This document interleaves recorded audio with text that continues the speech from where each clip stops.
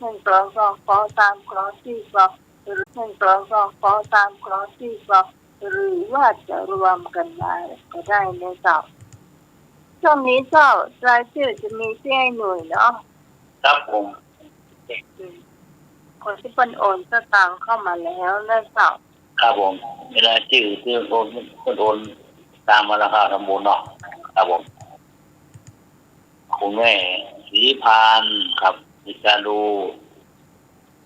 12,000 บาทครับผมคุณแม่แดงดอกกระล่อม1,500 บาทครับครับแม่จันทาชื่นใจครับ 1,000 บาทครับผม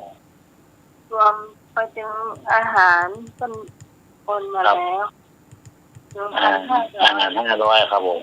ครับ1,500ครับผม1,500ครับครับบริกรกมลกับบริการ2,000 บาทครับผมหอมปอเสือเลือดเลยนะครับว่ามี200ครับแม่การจนาโพธิยะ 1,000 บาทครับผมขอบคุณเจ้าครับคุณแม่สุดแก้วคำบ้วนครับคุณเอามา500 บาทนะครับผมเจ้า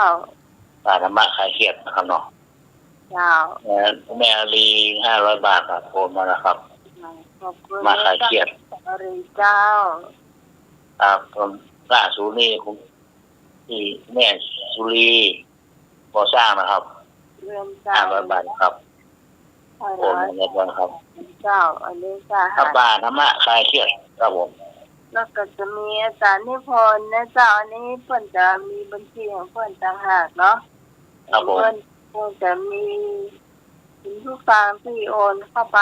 ของอาจารย์นิพนธ์แห่งเนาะครับ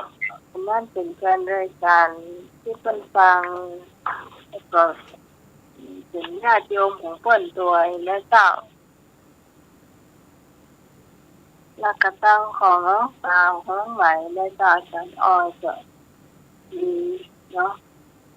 เพราะว่าส่งรายชื่อไปให้พระอาจารย์แล้วพระอาจารย์ได้อ่านหรือยังเนาะครับตามไม่เป็นเจ้าเป็นไหวอ่ะนะเอาผมไปนัดกันเลยไม่เป็นเจ้าเป็นเจ้าเลยนะเจ้า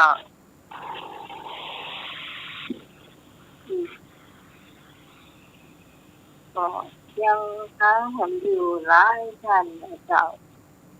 บางท่านก็พร้อมแต่ว่าเขาก็ไม่ได้ไปเอาเสื้อเนาะบางท่านก็จะรอซองที่พิมพ์อยู่เพื่อจะเอาไปแจกจ่ายญาติพี่น้องเลยเจ้าครับนี่ครับเมื่ออยู่เดือนอยู่ครับเนาะถึงว่าเป็นการโอนได้15 มกราเดือนอยู่เหมือนพฤศจิกาธันวาเนี่ยเจ้าเนาะครับธันวาแล้วก็มกราก็2 เดือนไปแล้วเจ้าครับ3 เดือนเดือนนี้เนี่ยเจ้าเนาะมกราธันวาครับ2 เดือนไปเนาะจ้าคุณผู้ฟังท่านไหนที่จะให้พร้อมเนาะเจ้าครับสวัสดีเจ้าสมัครการครับปฏิบัติการครับพร้อมแล้วที่จะพบปากครับโอ้ร้อยเลยครับที่ปรับที่ก็พบไปอินเลยครับสมัครการครับครับ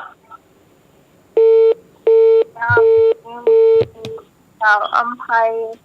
เรืองเดช500เนี่ยเจ้าที่เป็นจะหอมเนาะพี่พรปลาเต้าเนี่ยเจ้า500เนี่ยเจ้าพี่กองปลาบงสลับปีเนี่ยเจ้า500เนี่ยเจ้าไอ้พรมปลาจางเจ้า300เนี่ยเจ้าเพื่อที่จำได้เนาะ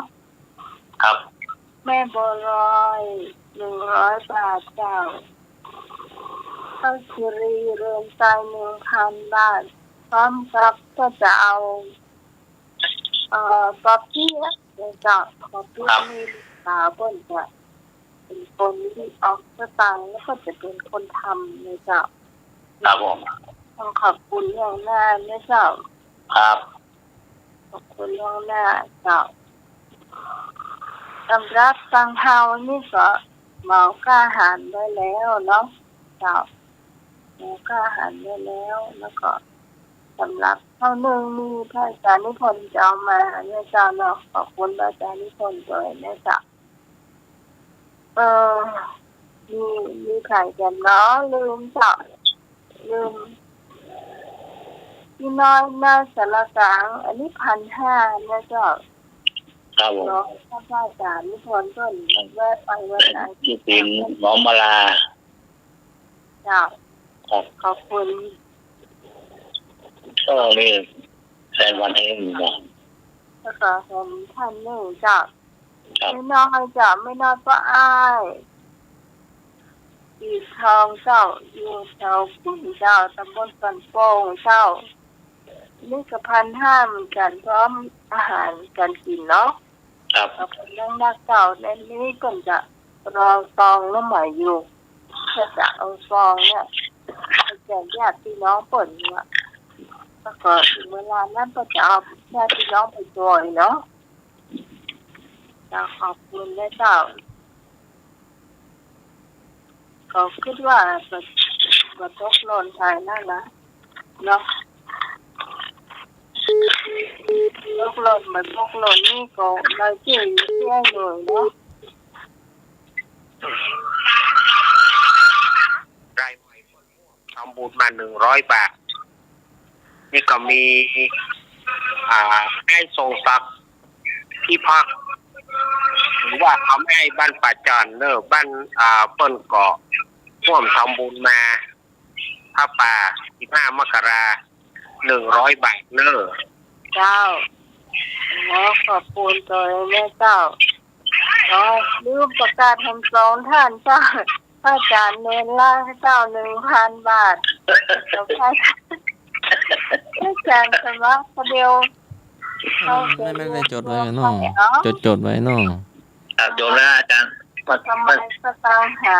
เนาะกำลังจดแล้วครับเนี่ยจดไว้ในปากกาตื่นเนาะเพราะเดี๋ยวก็ย่อยมาโอ้ก็จะต้องต่อขอบคุณกันพี่ไอ้บ้านประจันเนาะเดี๋ยวข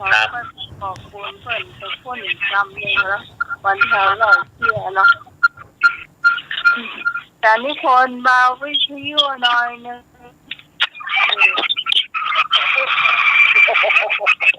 มาแล้วหูยังก็ล่ำเรือนี่ประชาสัมพันธ์อยู่เนาะสมัครตัวเนี่ยอาจารย์ดูไป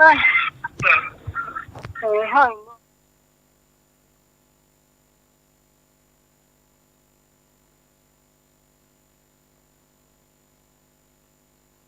หลวงพ่อพระครูสุขันธศิลป์อดีตเจ้าอาวาสวัดอุโมงค์สวนพุทธธรรมก็ได้สูญเสียพระมหาเถรานุเถระเนาะหลวงพ่ออดีตเจ้าคณะตำบลสุเทพเนาะก็หลวงพ่อได้มรณภาพด้วยโรคติดเชื้อในกระแสเลือดในกระแสโลหิตณโรงพยาบาลสงฆ์โรงพยาบาลมหาราชนครเชียงใหม่ในวันที่5 ตุลาคม 2565 เวลา 14:05 นาทีซึ่งทางศิษยานุศิษย์ได้บำเพ็ญกุศลเป็นเวลา2 วัน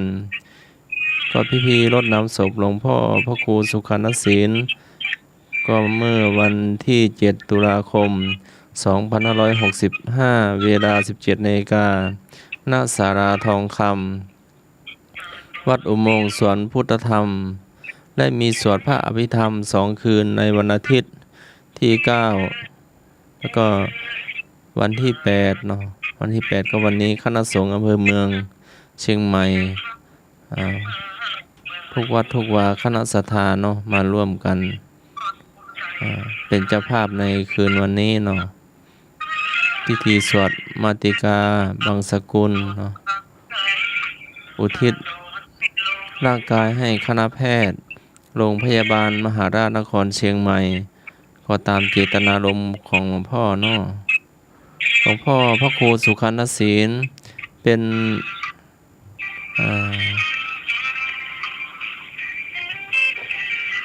ก็ตามเจตนารมณ์ของหลวงพ่อเนาะก็ได้สูญเสียพระมหาเถรานุเถระที่มีคุณูปการเนาะก็พรุ่งนี้อีกวันหนึ่งเนาะแล้วพระมหาเถรานุเถระก็จะ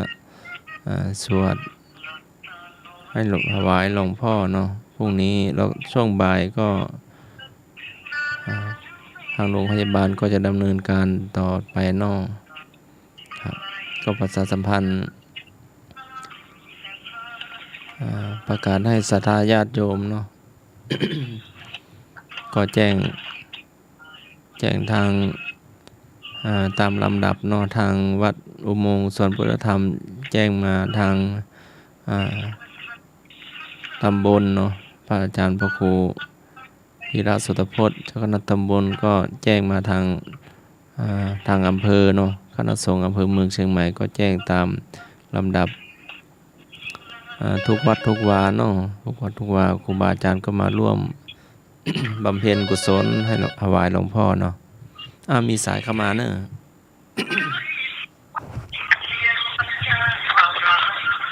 ฮัลโหล นมัสการแฟนพันธุ์แท้ครับคือครับยุนัก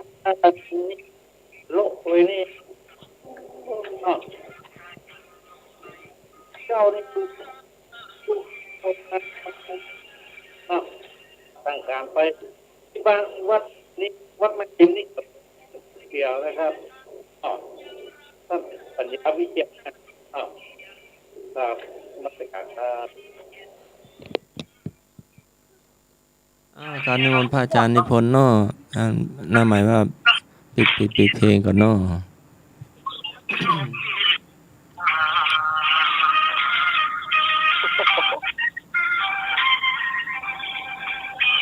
ใช่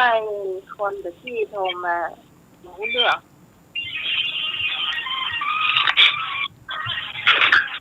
จะนิพนธ์เจ้าสิทธิวสาขอกับวันพาพระพุทธธรรมประสงค์กราบนมัสการท่านผู้อำนวยการสถานีพระครูสมุวิสุวัฒน์รัศิโจและผู้อำนวยการสถานี4.5 เมกะเฮิรตซ์กราบนมัสการท่านอาจารย์สมัครยานาสีโลผู้ช่วยเจ้าวาดครับผมครับผมสวัสดีสำเนียวรักครับนมัสการครับเจริญพรโยมที่สมัยเจ้าของรายการเจ้านมัสการเจ้าเจริญพรโยมหน่วยครับผมนมัสการครับเจริญพรโยมคำเอ้ยดอยน้อยพัฒนาโยมตองศรีโยมแม่บุญตัดร่มแม่น้อยสารกลางแล้วก็หลายๆโยมพรตาเต้าอีกคนเนาะบวกกันเนาะขอเจริญพรจากนมัสการครับผมครับผมวันนี้ก็เป็นปัญหาพุทธประวัติวันนี้ปัญหาง่ายๆเนาะเขาถามว่าประเทศใดไม่อยู่ในชมพูทวีปกอไก่ปากีสถานขอไข่บังกลาเทศคอควายภูฏานงองูอัฟกานิสถานประเทศใดไม่อยู่ในชมพูทวีปกอไก่ปากีสถานขอไข่บังกลาเทศคอควายภูฏานงองูอัฟกานิสถาน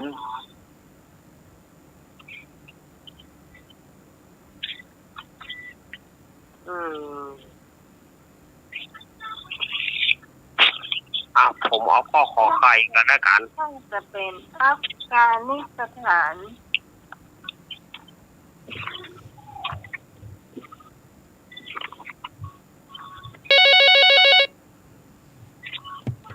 เจริญพร เจ้าไว้สาเจ้าท่านนิพนธ์ เจริญพร เจ้าเอาข้ององูข้ององูเด้อ มองเงินเด้อมองเงินเด้อไม่มี เจ้า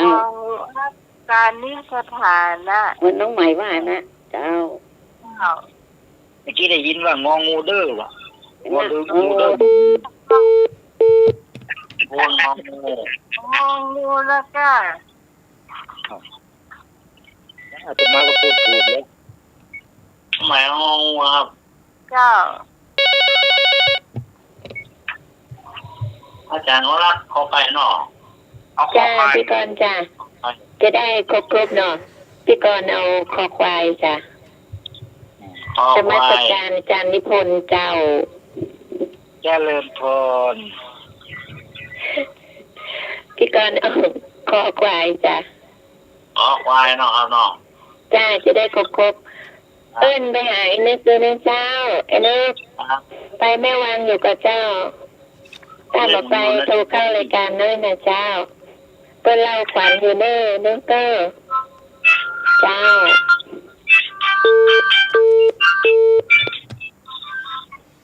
อ้าวว่าได้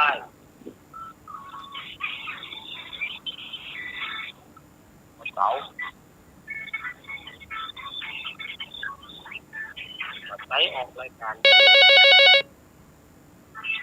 ได้ออกแล้ว เจ้า สวัสดีครับ มาแล้ว ผมอยากพูดผ่านครับผมดาววันเดอร์อาเทพพูดฐาน เจ้าเจ้าเจ้า ถูกจะมาเตอร์ เจ้าโอ้ยอย่ามูเลยนะมูฐานเนี่ย ก็ไว้ละ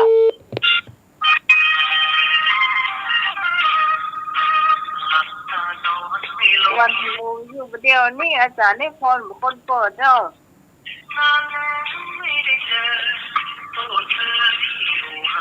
ไม่ปลอยอยู่ไหนเจ้าเมื่อ ตอนขอไปหรอก เจ้าไอ้เด็กไก่ นอน ไก่ ตอนตะเจ้าคออย่าง ไม่ใช่กอไก่ว่าไง ว่าตัวมาได้ก่ะ ว่าที่พรหายเจ็บอ่ะ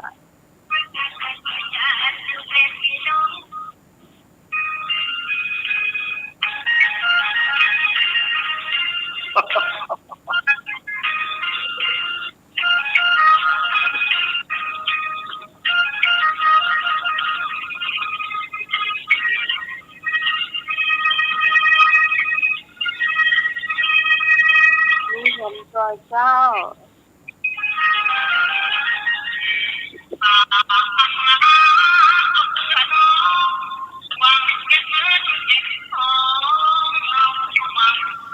053226058055ดังกันแต่นี่คนเสียงมันแตก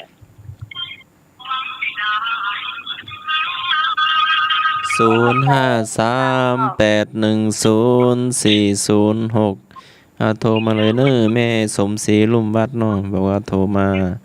แล้วสายไม่ติดโทรมาได้เลยเนอะแม่สมศรีลุ่มวัดฝ่ายเห็นเนาะบอกว่าแม่โทรแล้วบ่ติดบ่ แม่โทรแล้วบัดนี้ที่เนาะ ครับผมพอดีไปบินธบาตฮะ เยจะเข้ามา อ๋อครับผม เฉลยยังมีตอบอีกไหม ไปเลยเนาะ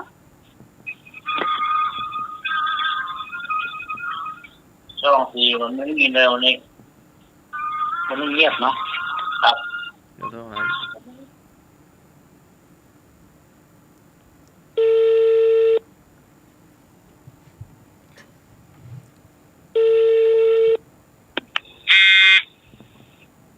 ครับ จ้าที่ต่อจะทายเพลงแค่เพลงหรือว่า2 เพลงเนี้ยสารนิพนธ์เฉลยเจ้า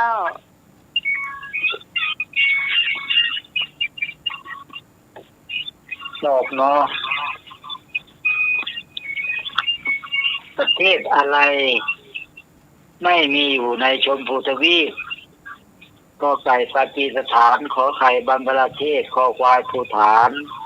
งองูอัฟกานิสถานชมพูทวีปคือดินแดนเกิดของพระพุทธศาสนาตั้งอยู่ทางทิศพายัพของประเทศไทยปัจจุบันได้แก่ดินแดนของประเทศอินเดียเนปาลบังกลาเทศปากีสถานและภูฐานคำตอบที่ถูกต้องก็คืององูอัฟกานิสถานไม่มีอยู่ในชมพูทวีปโอ้ เราข้อแรกก็เอาไปแล้ว ทำตลอดเลยก็ หรือว่านะ ดีใจด้วยคำตอบถูกตอบเดาหรือถูกตอบถูกไม่รู้นะเดาถูกหรือ ให้คน อะไร ที่หน่อยนะไหนๆก็มาแล้ว ฮะ ถ้าผลข้อก็เยอะนะเนี่ยเจเนอะ ครับ เลย เป็นบริการสมัครครับเจตักตายก่อน เจม ครับ กับว่าษาอาจารย์สุวัสดิ์กิจโจฮอเหมือนกันนะครับผมก็กับว่าษาอาจารย์สมบัติฮอเหมือนกันนะครับ เจ้าหนุ่มเจ ผมขอกับว่าษาตุกปีนุงวัดปะหินเฮาเหมือนกันนะครับ ผมขอกับว่าษาเน้นตะวันเฮาเหมือนกันนะครับ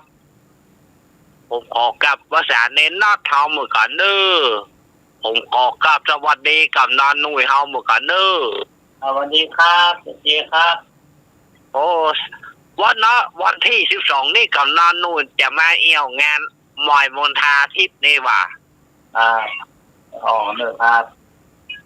ครับผมขอกราบสวัสดีพี่ที่สมัยคนงามบ้านดอนตอนวรีมฮอเหมือนกันเนอะ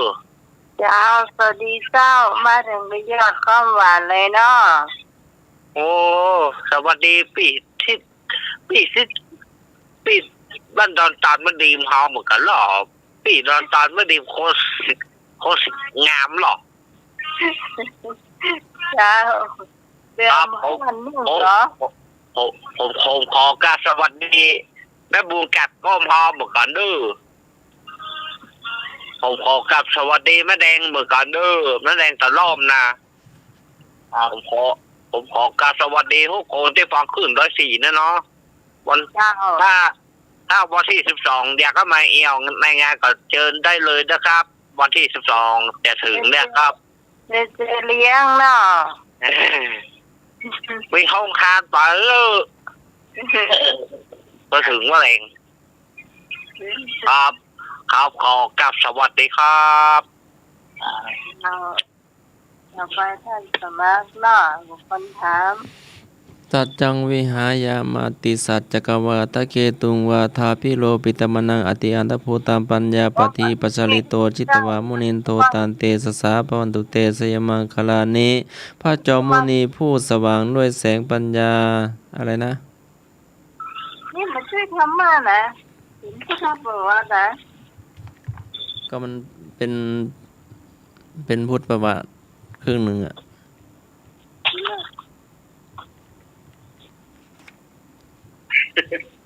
พระจอมมุนีผู้สว่างไสวัยด้วยแห่งปัญญาทรงพิสิทธิ์ด้วยสัจจะพิสิทธิ์สัจจะกะนิครนผู้ถือตัวว่าฉลาดเป็นนักโต้วาทีชั้นยอดแต่ขาดสัจจะเป็นคนบอดยิ่งนักตั้งใจมาโต้วาทะ หักล้างพระพุทธองค์ด้วยเดชแห่งไสยชนะ ขอไสยมงคลจงมีแก่ท่าน ถามว่า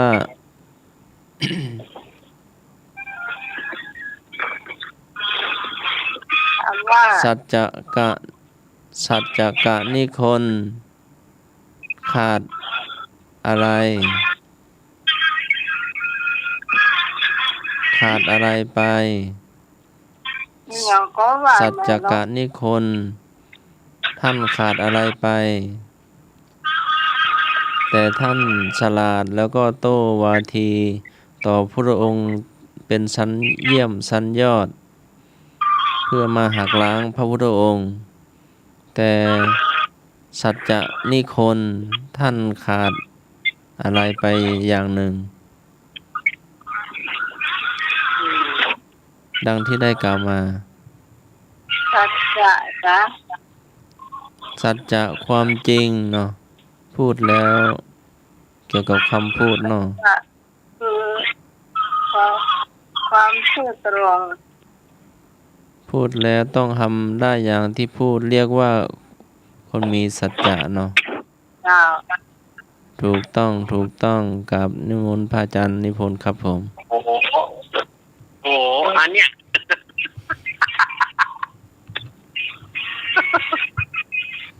หายากเงาลูก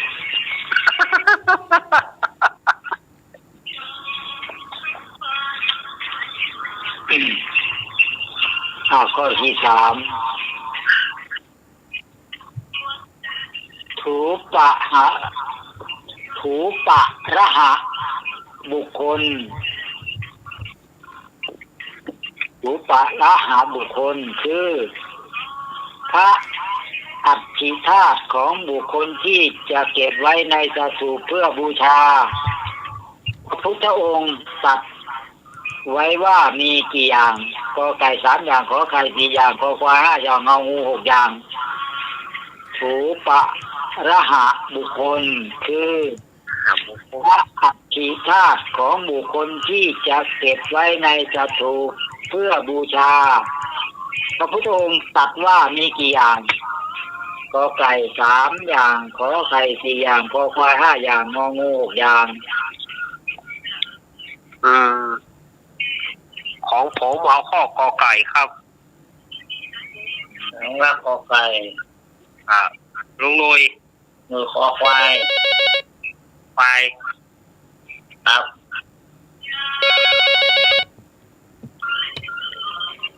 พี่กรณ์จ้ะพี่กรณ์เอาข้อขอไข่จ้ะ ก่อนขอไข่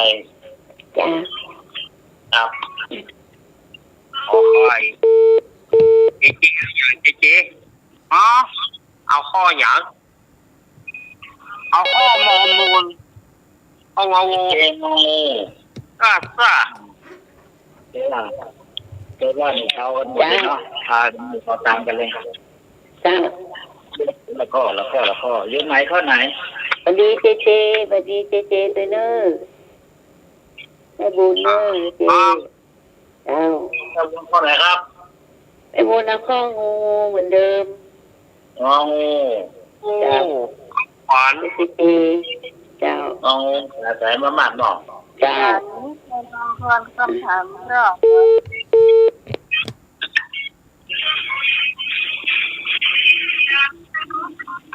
แต่นี่คน ทำไม คำถามรอบ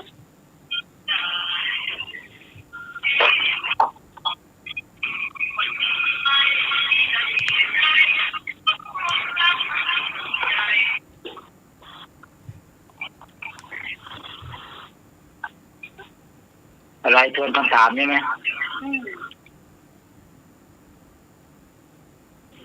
คำถามถูปะระหะบุคคลถูปะเด็กแปลว่าสถูไปเลยถูปะระหะบุคคลคือพระอัฐิธาตุของบุคคลที่จะเก็บไว้ในสถูปเพื่อบูชา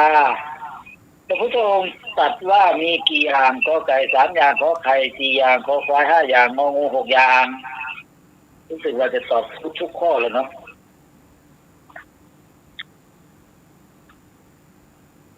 เลข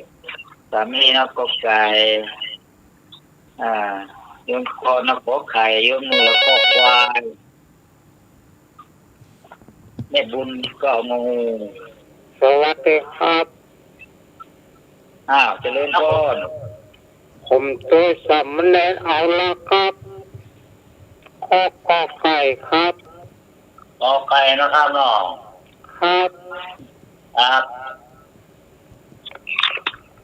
ผู้ช่วยเอาอะไรยัง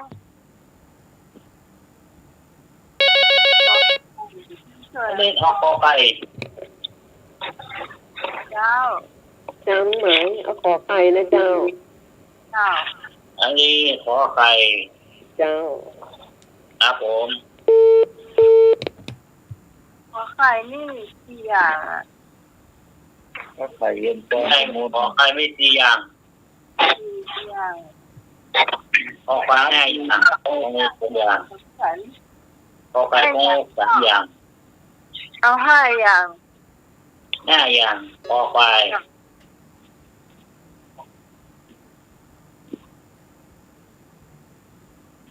ตอนนี้เหมือนแน่ใจ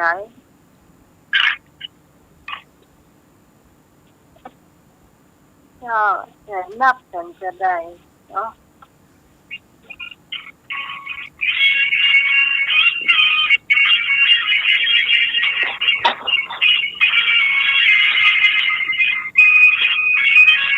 แจ็บหูจะไม่พรฟังเกินฟัง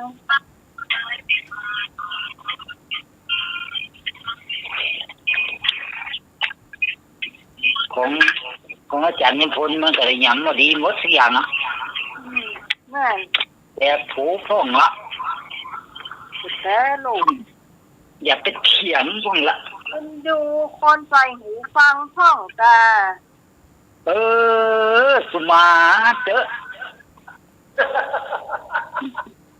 แต่จะได้ฟังจากอันนั่นเหรอเอาฟังมาท่อคุณ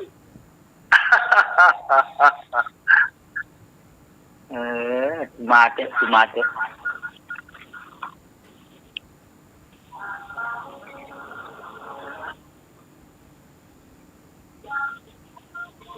ฟังจากวิทยุบอกว่าค่ะฟังจากมาท่องเสร็จเนี่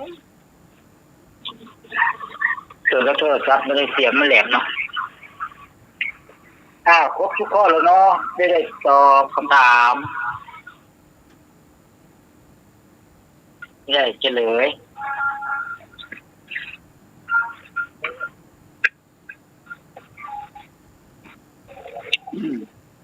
แล้วมีอะไรล่ะรูปะละหะบุคคลคือพระอัตถิธาตุของบุคคลที่จะเก็บไว้ในสถูปเพื่อบูชาพระพุทธองค์พระพุทธองค์ตรัสว่ามีกี่อย่างขอไก่3อย่างขอไก่4อย่างขอควาย5อย่างงองู6อย่างคงจะไม่มีใครตอบอีกแล้วเนาะใช่ไหมมีคนตอบอีกไหมไม่มีเนาะครับผม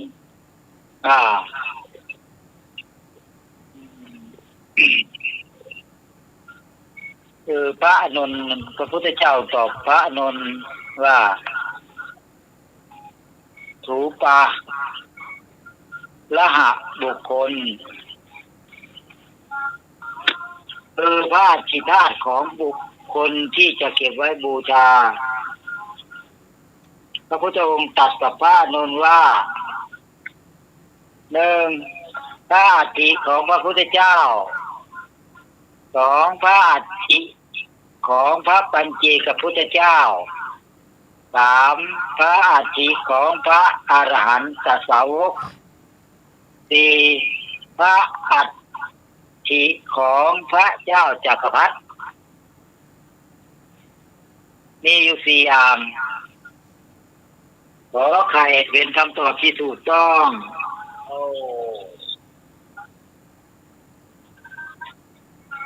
ที่ก่อนก็แบบนี้ของสั้นก่อนขโมยก็แก่ดีก็สันใจก็บดสันใจก็ บอกเจ้า ผมจ้าการสมัครนิมนต์ครับนันโตปานาคาพุทธคาวีพุทธามาหิติงพุทธินาเถระพุทธเกนะสมาปัจจโตกอไก่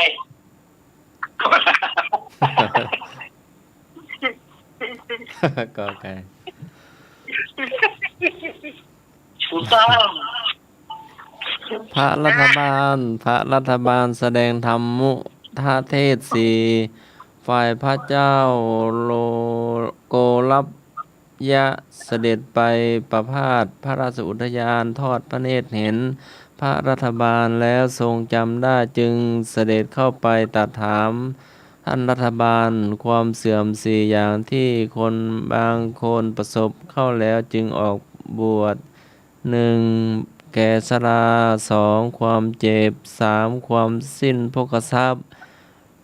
4. ความสิ้นญาติทำความเสื่อมสี่อย่างนี้ไม่มีแก่ท่านผู้เห็นหรือได้ฟังอย่างไรจึงออกบวชพระรัฐบาลตอบว่ามีอยู่ธรรมมุทะเทศที่พระศาสดาแสดงขึ้นแล้วจึงออกบวชธรรมมุทะเทศสี่ข้อ 1. โลกคือหมู่สัตว์อันนำชราความชรานำเป็นผู้นำเข้าไปใกล้ไม่ยั่งยืน 2. โลกหมู่สัตว์ไม่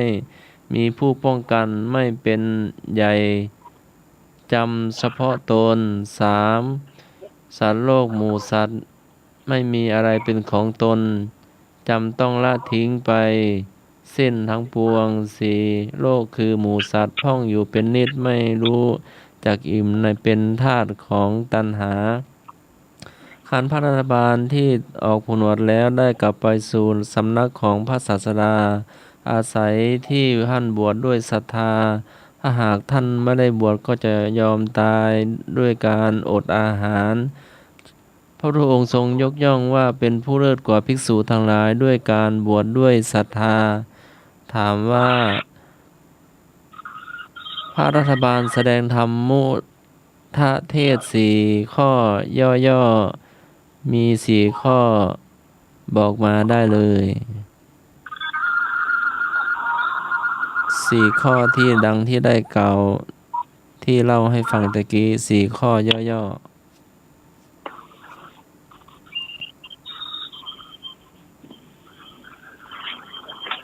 ตอบมาได้เลย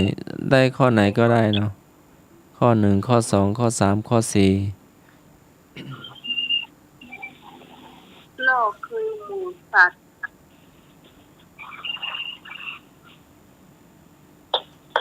ถูกเกินหนึ่งเนาะ จำได้หมดอ่ะโลกคือหมู่สัตว์พวกที่สามอ่ะแล้วก็โลกคือหมู่สัตว์ พระอาจารย์เนนอรักษ์น่าจะจำได้อยู่เนาะพระอาจารย์นิพนธ์ก็ได้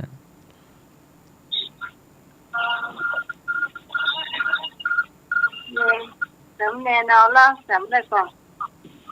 โลกคือหมู่สัตว์ย่อๆที่ได้กล่าวมามีสี่ข้อที่พระรัฐบาลแสดงธรรมมุทาเทศสี่โอ้เกิดความแก่ความเจ็บความตาย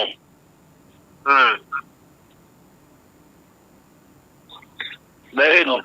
โรครักษาไม่ได้คือความตายความแก่เนาะความเจ็บแต่ในนี้ไม่มีความตายเนาะน่าจะถูกสองข้อความแก่ชราความเจ็บป่วยแล้วก็ความสิ้นภพทรัพย์แล้วก็สิ้นญาติอันนี้มันมาเข้าใจยากเลยเนาะอาจจะยากหน่อย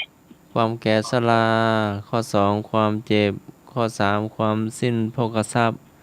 ข้อ 4ความสิ้นญาติเนาะแต่ในใจยากโอ้ก็ทราบดูว่าออกไปใช่มันเพิ่มเติมมาคนเดียวแม่นแล้วเสลยไปในตัวเล่าไปในตัวแล้วขอโอกาสนิมนต์พระอาจารย์นิพนธ์ครับผมโอ้ ก็ความเสื่อมเนาะความชราเนาะความเจ็บความสิ้นภพทรัพย์กระเป๋าแบนเนาะความสิ้นญาติก็เป็น4 ข้อ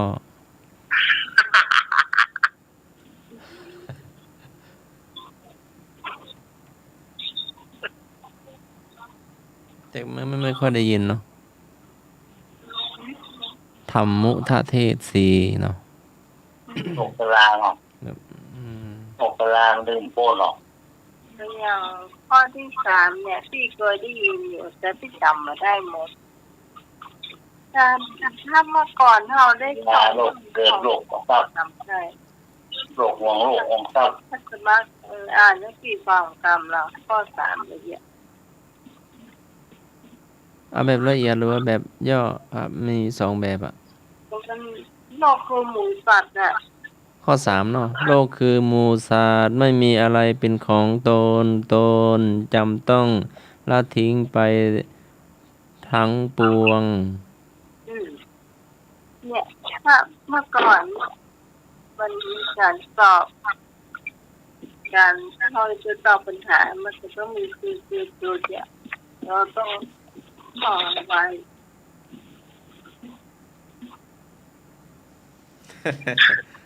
เดี๋ยวนี้จำได้อาจารย์นิพนธ์เจ้าการนิมนต์พระอาจารย์นิพนธ์กรรมฐานต่อไปครับคำว่าพระราชขวัญคำว่าพระราชขวัญหมายถึงอะไรกอไก่นิ้วเท้าขอไข่กระดูกไหปลาคอควายนิ้วหัวแม่มืององูกระดูกแขนคำว่าพระราชขวัญหมายถึงอะไรกอไก่นิ้วเท้าขอไข่กระดูกไหปลาคอควายนิ้วหัวแม่มืององูกระดูกแขนโอ้ยหัวแม่มือนะลุงหนุ่ยเอาหัวแม่มือเนาะหัวมือแน่นอนหรอกป้าพวกมึงได้สมบัติหมดแล้วพระรากแก้วนี่คืออะไรพระรากแก้วนี่คืออะไรพระรากแก้วนิ้วเท้าเฮ้ยดูนี่เอาหัวมือพระรากแก้วหมายถึงเท้าอะพระรากแก้วหมายถึงฟันแต่ถามว่าพระราชขวัญนี่หมายถึงอะไรกอไก่นิ้วเท้าขอไข่กระดูกไหปลาคอควายนิ้วหัวแม่มืององูกระดูกแขนว่าควายถูกต้องพระราชขวัญพระราชขวัญนะ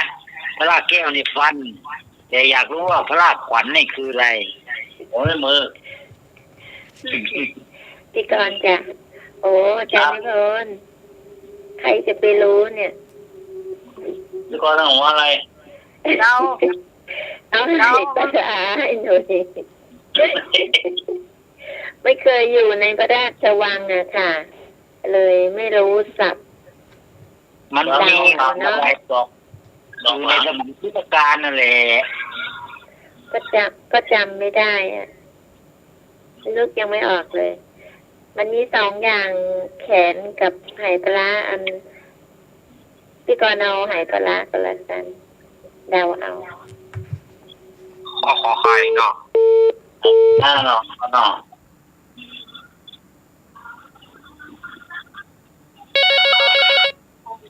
ท้ายแม่เจ้าคุณลูกค้าที่ตอบเจ้าแม่แขนเด้อเจ้าแม่มองแขนแม่บุญเอากระดูกแขนโบกระดูกแขนในกรเอากระดูกไหปลาให้หนูหัวแม่มือต้องหมายหัวนิ้วเท้าหัวเนี่ยหัวรองเท้าเนาะหัวนิ้วเนาะเหมือนส่วนทองอะ เจเหรอ เจอย่างเจเอาอย่างข้อคอควายครับข้อคอควาย ก็เสียงเป็น โอ้ยมือ ไม่มือเนาะ ครับ อ่า แน่นอนเนาะ ตัวคนตุงหนุ่ย ครับ ตัวคน ครับโอ้ยมือเนาะ อ่ะ แน่มือเนาะ ง่ายดี มาจำก็ได้มันไม่หมดอ่ะ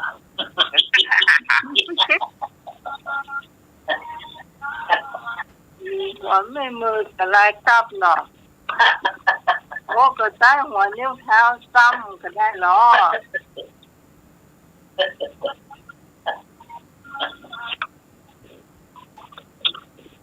โอ้ก็มีมั่งได้เดียวนะมองอ่ะ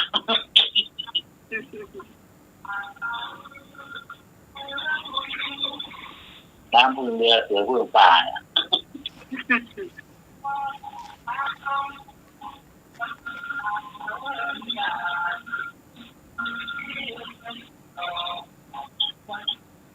นี่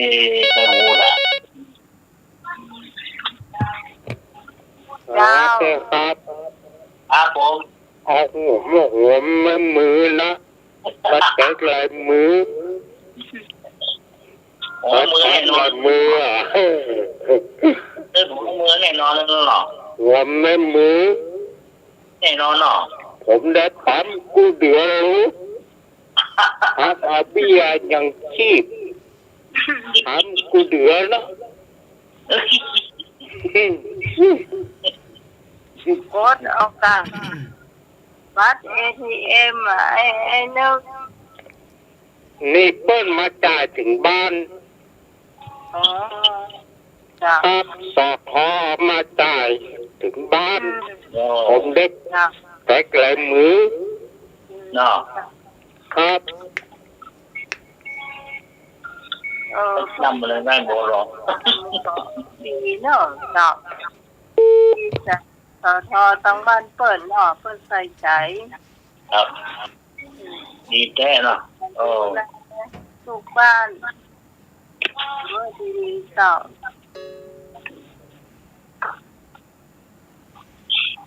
ก่อนนิพนธ์เจ้าก็มีคน ของลืมครับผม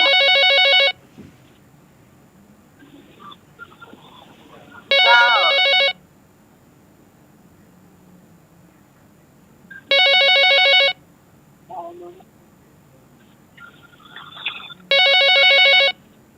โอเปอเรเตอร์อยู่นะเดินไปไหนมอง แล้วนะ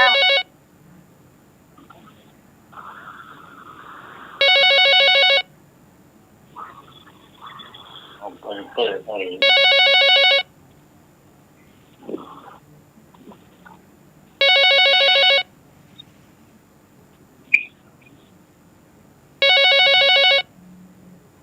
ไม่ใช่ติดลมคำที่แล้วกันนะมันก็คำนะครับ มาละ เจ้าน้องหาย เจ้า น้องหายปลาร้าเนี่ย ไอ้ปลาเนาะ เจ้า ไอ้ปลา อ๋อท่านสมัครแปลว่าน้ำเต้าหู้อยู่แล้วห้องน้ำบ้านครูก็เรียก เอาน้ำมาหูแล้วก็ปลาท่องโขงมาก็ งั้นรีบมารับโทรศัพท์ก่อนไปห้องน้ำพระอาจารย์ครูก็นิมนต์เอาแก้วมาเอาน้ำเต้าหู้นะเลยมาเนี่ยเลยอ๋อ อ๋อเจ้าแต่เดี๋ยวก็เดี๋ยวโยน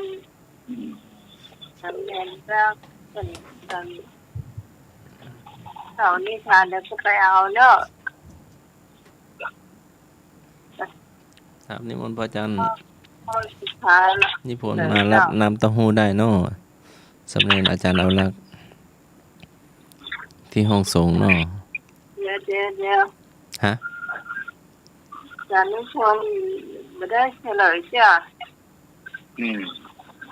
ก็เฉลยแล้วก็มารับน้ำ พบ เต้าหู้ ทุกข้อแล้วเนาะ ครับผม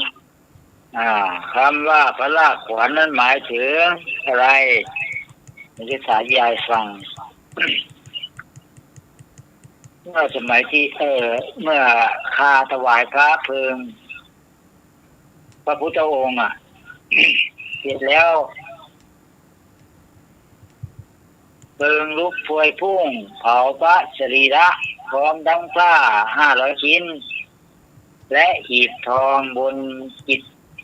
ตกาทานจนหมดสิ้นคงเหลือเพียงแต่สิ่งที่พระองค์ทรงอธิษฐานนี้ให้เพลิงไหม้คือ1ผ้าห่อบรมศพชั้นใน1 ผืนชั้นนอก1 ผืน2พระเขี้ยวแก้วทั้ง4 3พระราชขวัญทั้ง2 4พระอุณหิตคำว่าพระราชขวัญทั้ง2นั้นก็คือขอไข่กระดูกไหปลา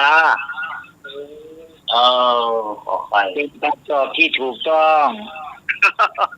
2 คนอีกแล้วครับผมพี่กองเสียรี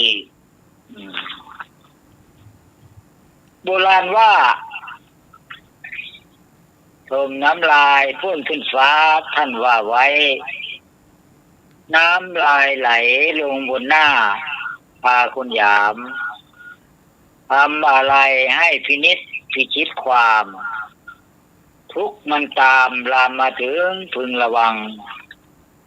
เหมือนเอามีดหรือเอาขวานไปฟันหินมีดก็บินขวานก็บินหินยังตั้งหินมันแข็งสุดเก่งนักไม่ยักพังควรระวังจำเอาไว้ใช้ปัญญาขอกราบนมัสการท่านผู้อำนวยการสถานีกราบนมัสการท่านอาจารย์สมัครเจริญศรีโลสวัสดีครับทุกท่านรักเจริญพรชมหน่วยเจริญพรไปเจ้าของรายการและก็ญาติโยมธรรมะใครเครียดทุกท่าน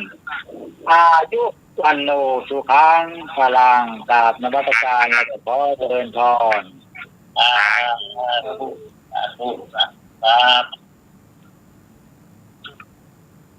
ครับก่อนที่สำเร็จเอารักประโยชน์นานแต่ได้เล่านิทานเนื้อเจ้าวันนี้หมูห้องแมวหายห้องหายออกจากบ้านเกาะมาตัวเอาได้เนอะที่บ้านน้องไหมนะแล้วสีขาว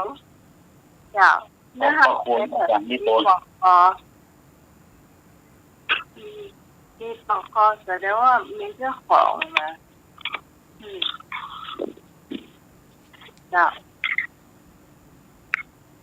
ตอนนี้นิมนต์อาจารย์เอาละเจ้าจะมาแล้วเนอะมาละช่วงของนิทานเดี๋ยวแป๊บหนึ่งพี่เจจะประชาสัมพันธ์อย่างก่อนเดี๋ยวกลัวแกรับไปก่อน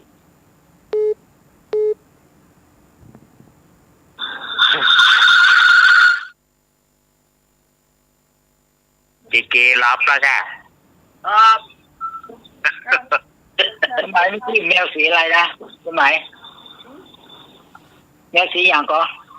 สีขาวนั่นไม่ใช่อันนี้สีดำ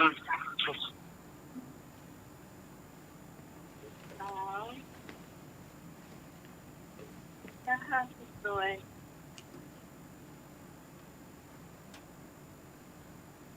เมียวหายแมวหายจะมาฮับเอาได้เนอะโอ้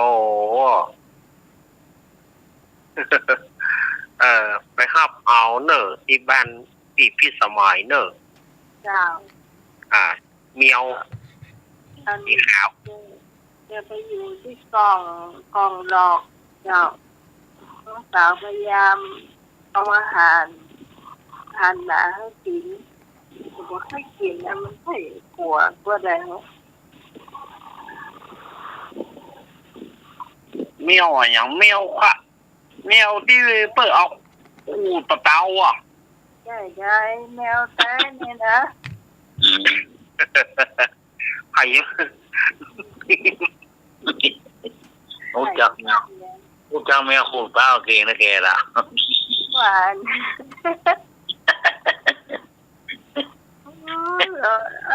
อ่อนสมัยมายังรู้จักแมวคนแบบแป๊วอยู่กะ โอ้เก่งนะก็ เจ้าใช่ธรรมดาเนอะ โหแล้วแมวสีดำมาไหม ขาว อ๋อ ขนาดเลยอย่างปกติเนี่ยน้องสาวนี่บอกค่อยสนใจแมวนะนี่มาเนาะก็เลยพยายามเอาอาหารไปล่อมันไม่ค่อยกินละ นานแล้วมันกินเจ้าเพื่อนหรอ เอาอย่างอื่นที่เยอะมันก็มากินนะน่ากลัวอยู่ ว่าเกิดแท้เถอะ ถ้าเขาเอาขึ้นมาบ้านแต่ก็ไปอยู่ที่กองดองอย่างเก่าอะ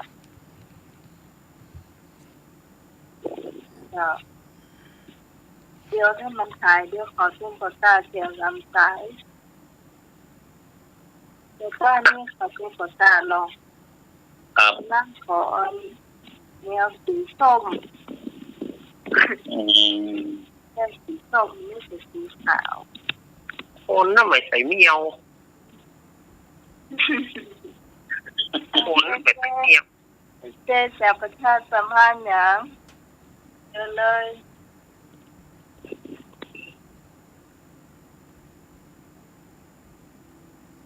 เดินไหนเจ๊ ครับเจ๊ประชาสัมพันธ์ก่อนนี่ครับเจ๊ประกาศก่อนวันนี้ น้องเมียอย่างครับ นี่หมีเนาะ กับวัดลำมณฑาเหรอ วันที่12พี่จะมาก็ ไม่ได้ไปอะฮะ พี่จริงนะ ไม่ได้ไป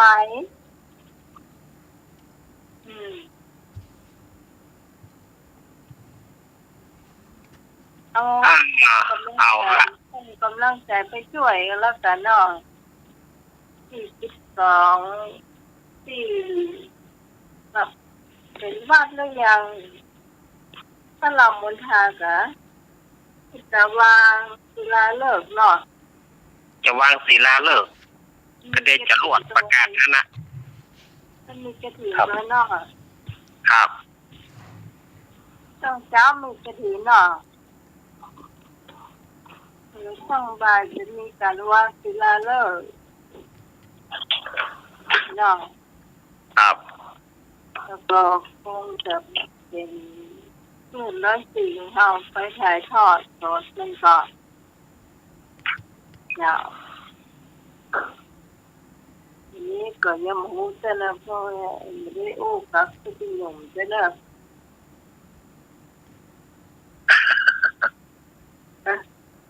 มนต์สำเนียงเนาะ มาถึงช่วงนิทานเนอะตาญาติโยมก่อนที่จะไปถึงช่วงนิทานก็ประชาสัมพันธ์งานที่ใกล้ๆนี่เนาะโอ้11 12 13ติดกันเลยสถาญาติโยม11 12 13ติดกันเลย3งาน3วันวันที่11ก็จะมีการตักบาตรเทโวหลายวัดหลายวาเนอะโดยเฉพาะอย่างยิ่งสถานที่ตั้ง104ของเฮาวัดป่าหินของเฮาก็จะมีการตักบาตรเทโวโรหณะแล้วก็วัดเกตการามวัดพระธาตุดอยน้อยอำเภอดอยหล่อวัดพระธาตุสีจอมตองวรมหาวิหารวัดพระพุทธบาทตากผ้าวัดหนองสมณะอำเภอป่าซางอันนี้เต่าที่หูข่าวมาเนาะอันนี้ตักบาตรเทโวโรหณะเนวันที่11ตุลาคมตรงกับเดือนเกี่ยงเหนือแหม1ค่ำแล้วก็วันที่12ก็วัดใหม่วัด เหล่ามนทาหรือว่าวัดมนทาทิพย์เนี่ยเป็นวัดใหม่ไฟแรงเนอะอำเภอดอยหล่อหมู่ 3อำเภอดอยหล่อเราบ้านเราเป้าเนาะบ้านของเจเจแต่เดี๋ยวบอกก็เดี๋ยวมันจะค้อนมาหามละ วัดของเจเจเนอะวัดบ้านของเจเจสกอมเนี่ยนะวัดเหล่ามนทาเนอะเปิ้นก็จะมีการวางศิลาฤกษ์สร้างศาลาการประเรียนแล้วก็เปิ้นจะลวดทอดกฐิน เป็นครั้งแรกที่เปิ้นตั้งวัดแล้วก็เปิ้นได้กฐินเลยเป็นวัดใหม่ไฟแรงเนอะวันที่12ก็กองคาราวานของวัดไฟหินเนาจะไปถ่ายทอดเนาะเพิ่นจะเริ่มตั้งแต่แรงวันที่11ไปต้นไปเพราะฉะนั้นรายการธรรมะเพื่อชุมชนของอาตมาภาพที่จัด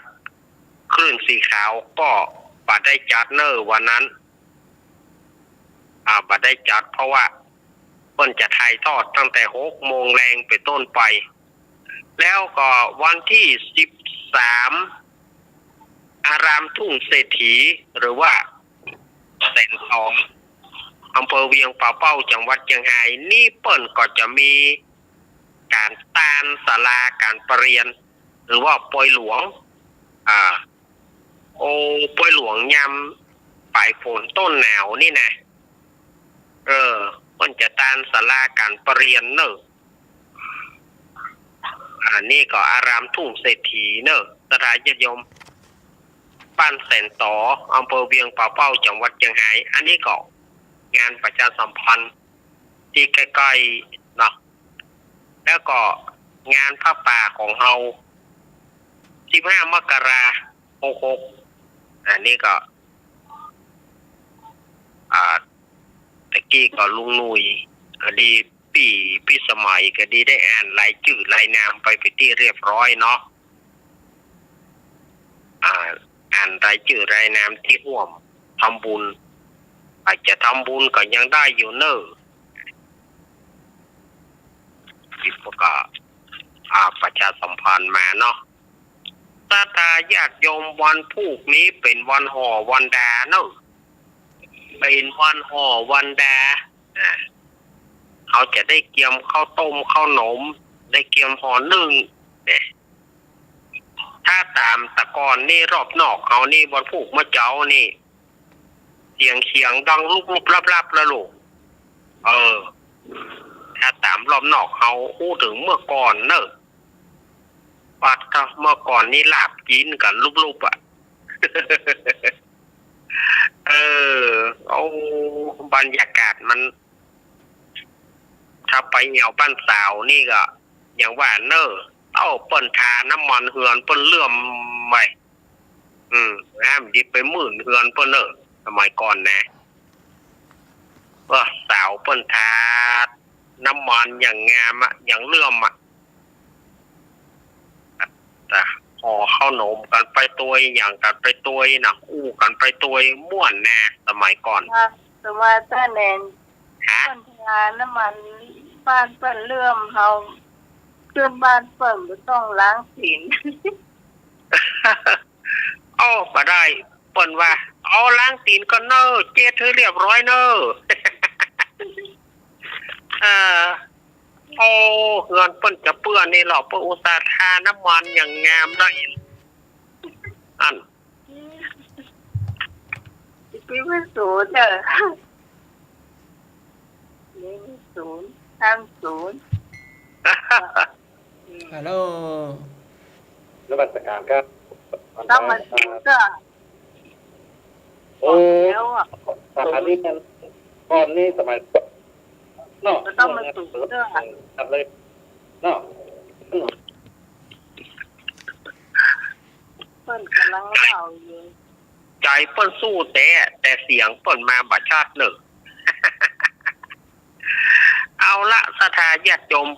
อู้ไปนักอู้ไปหลายเวลาก็จะบ่มีละเวลาก็ไล่ตัวโก้นไปติ๊กๆละหันวันนี้อาตมาภาพก็จะเอานิทานนะ เป็นนิทานเกี่ยวกับสัตว์เนอะนิทานเกี่ยวกับสัตว์นี่อาตมาภาพก็จะเอาเรื่องของกรรมของนายประกันนี่นายประกันนี่มันเกี่ยวอย่างกับสัตว์ท่านอาจารย์ฟังไปก่อนเนอะโยมเนอะกรรมของนายประกันบอกว่าอาตมามาเล่าหรือยังก็บอกถ้าจะได้ก็ปัดฝุ่นนะปัดฝุ่นเอามาเล่าก็แล้วกันก็บางทีเขาก็ลืมเนาะเพราะเขาเอามันตลอดปีเกิงที่อาตมาเข้ารายการนี่นะเล่าไปบอกกี่อย่างปุ๊บจะพอกึดใจไปได้ว่าเอามาเล่าพ่องแกมาเล่าพ่องแกเนาะกรรมของนายประกันมันมีว่าจะใดสถานจะอยู่อันนี้เป็นซัดเนอะเป็นซัดก็คือมันมีกาแล้วก็นกกาว่าวหรือว่านกปอเฮยบ้านเฮานี่นะแล้วก็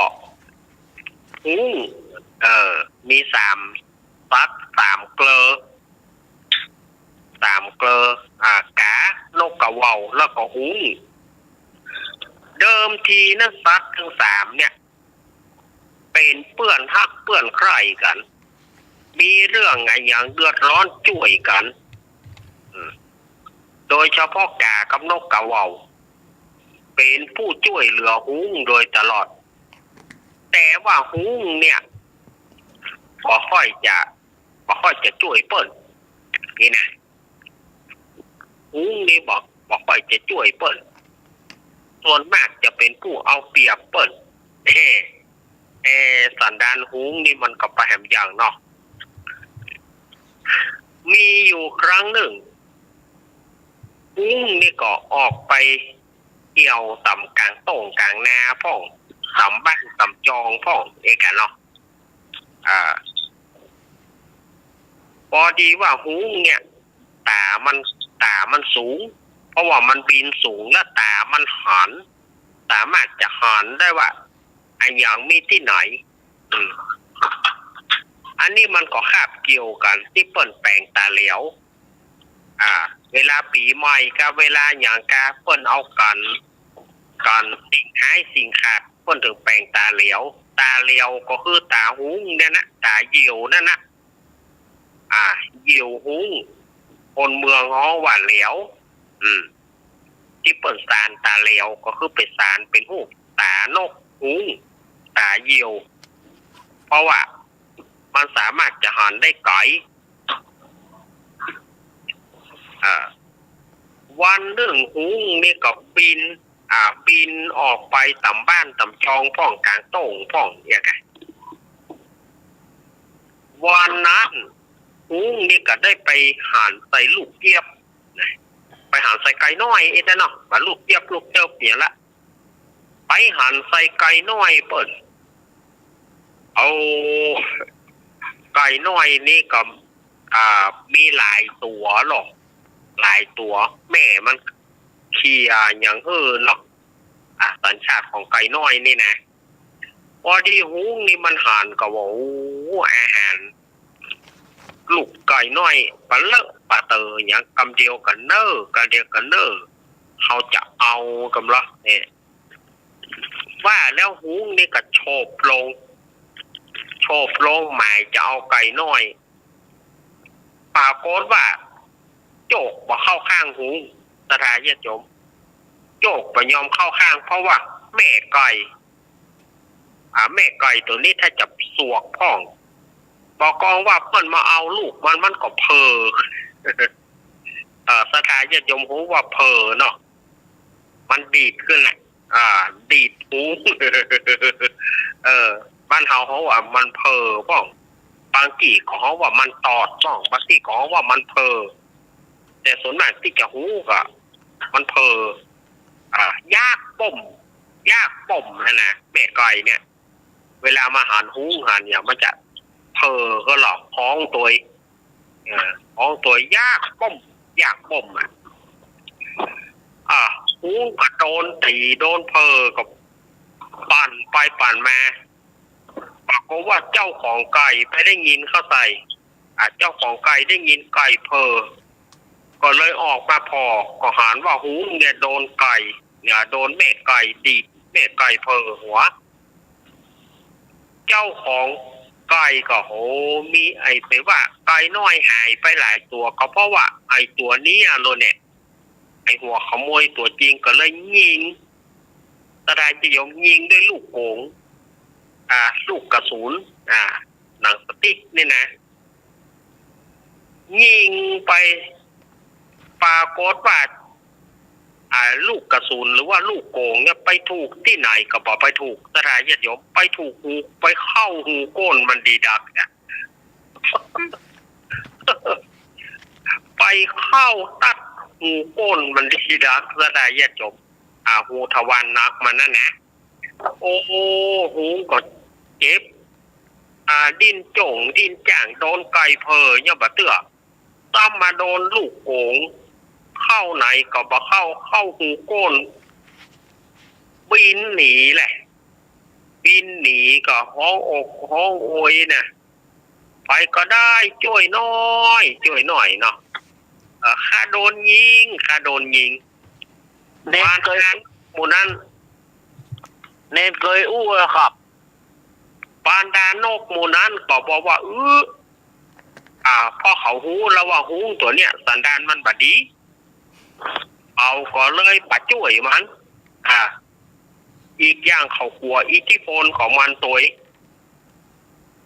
เขาก็เลยบะมีสัตว์ตัวใดบะมีนกตัวใดจะช่วยมันก็เลยบินจะเงี้ยจะได้ดีจะเอาปากกับลูกโป่งออกก็มันกลับมาเติง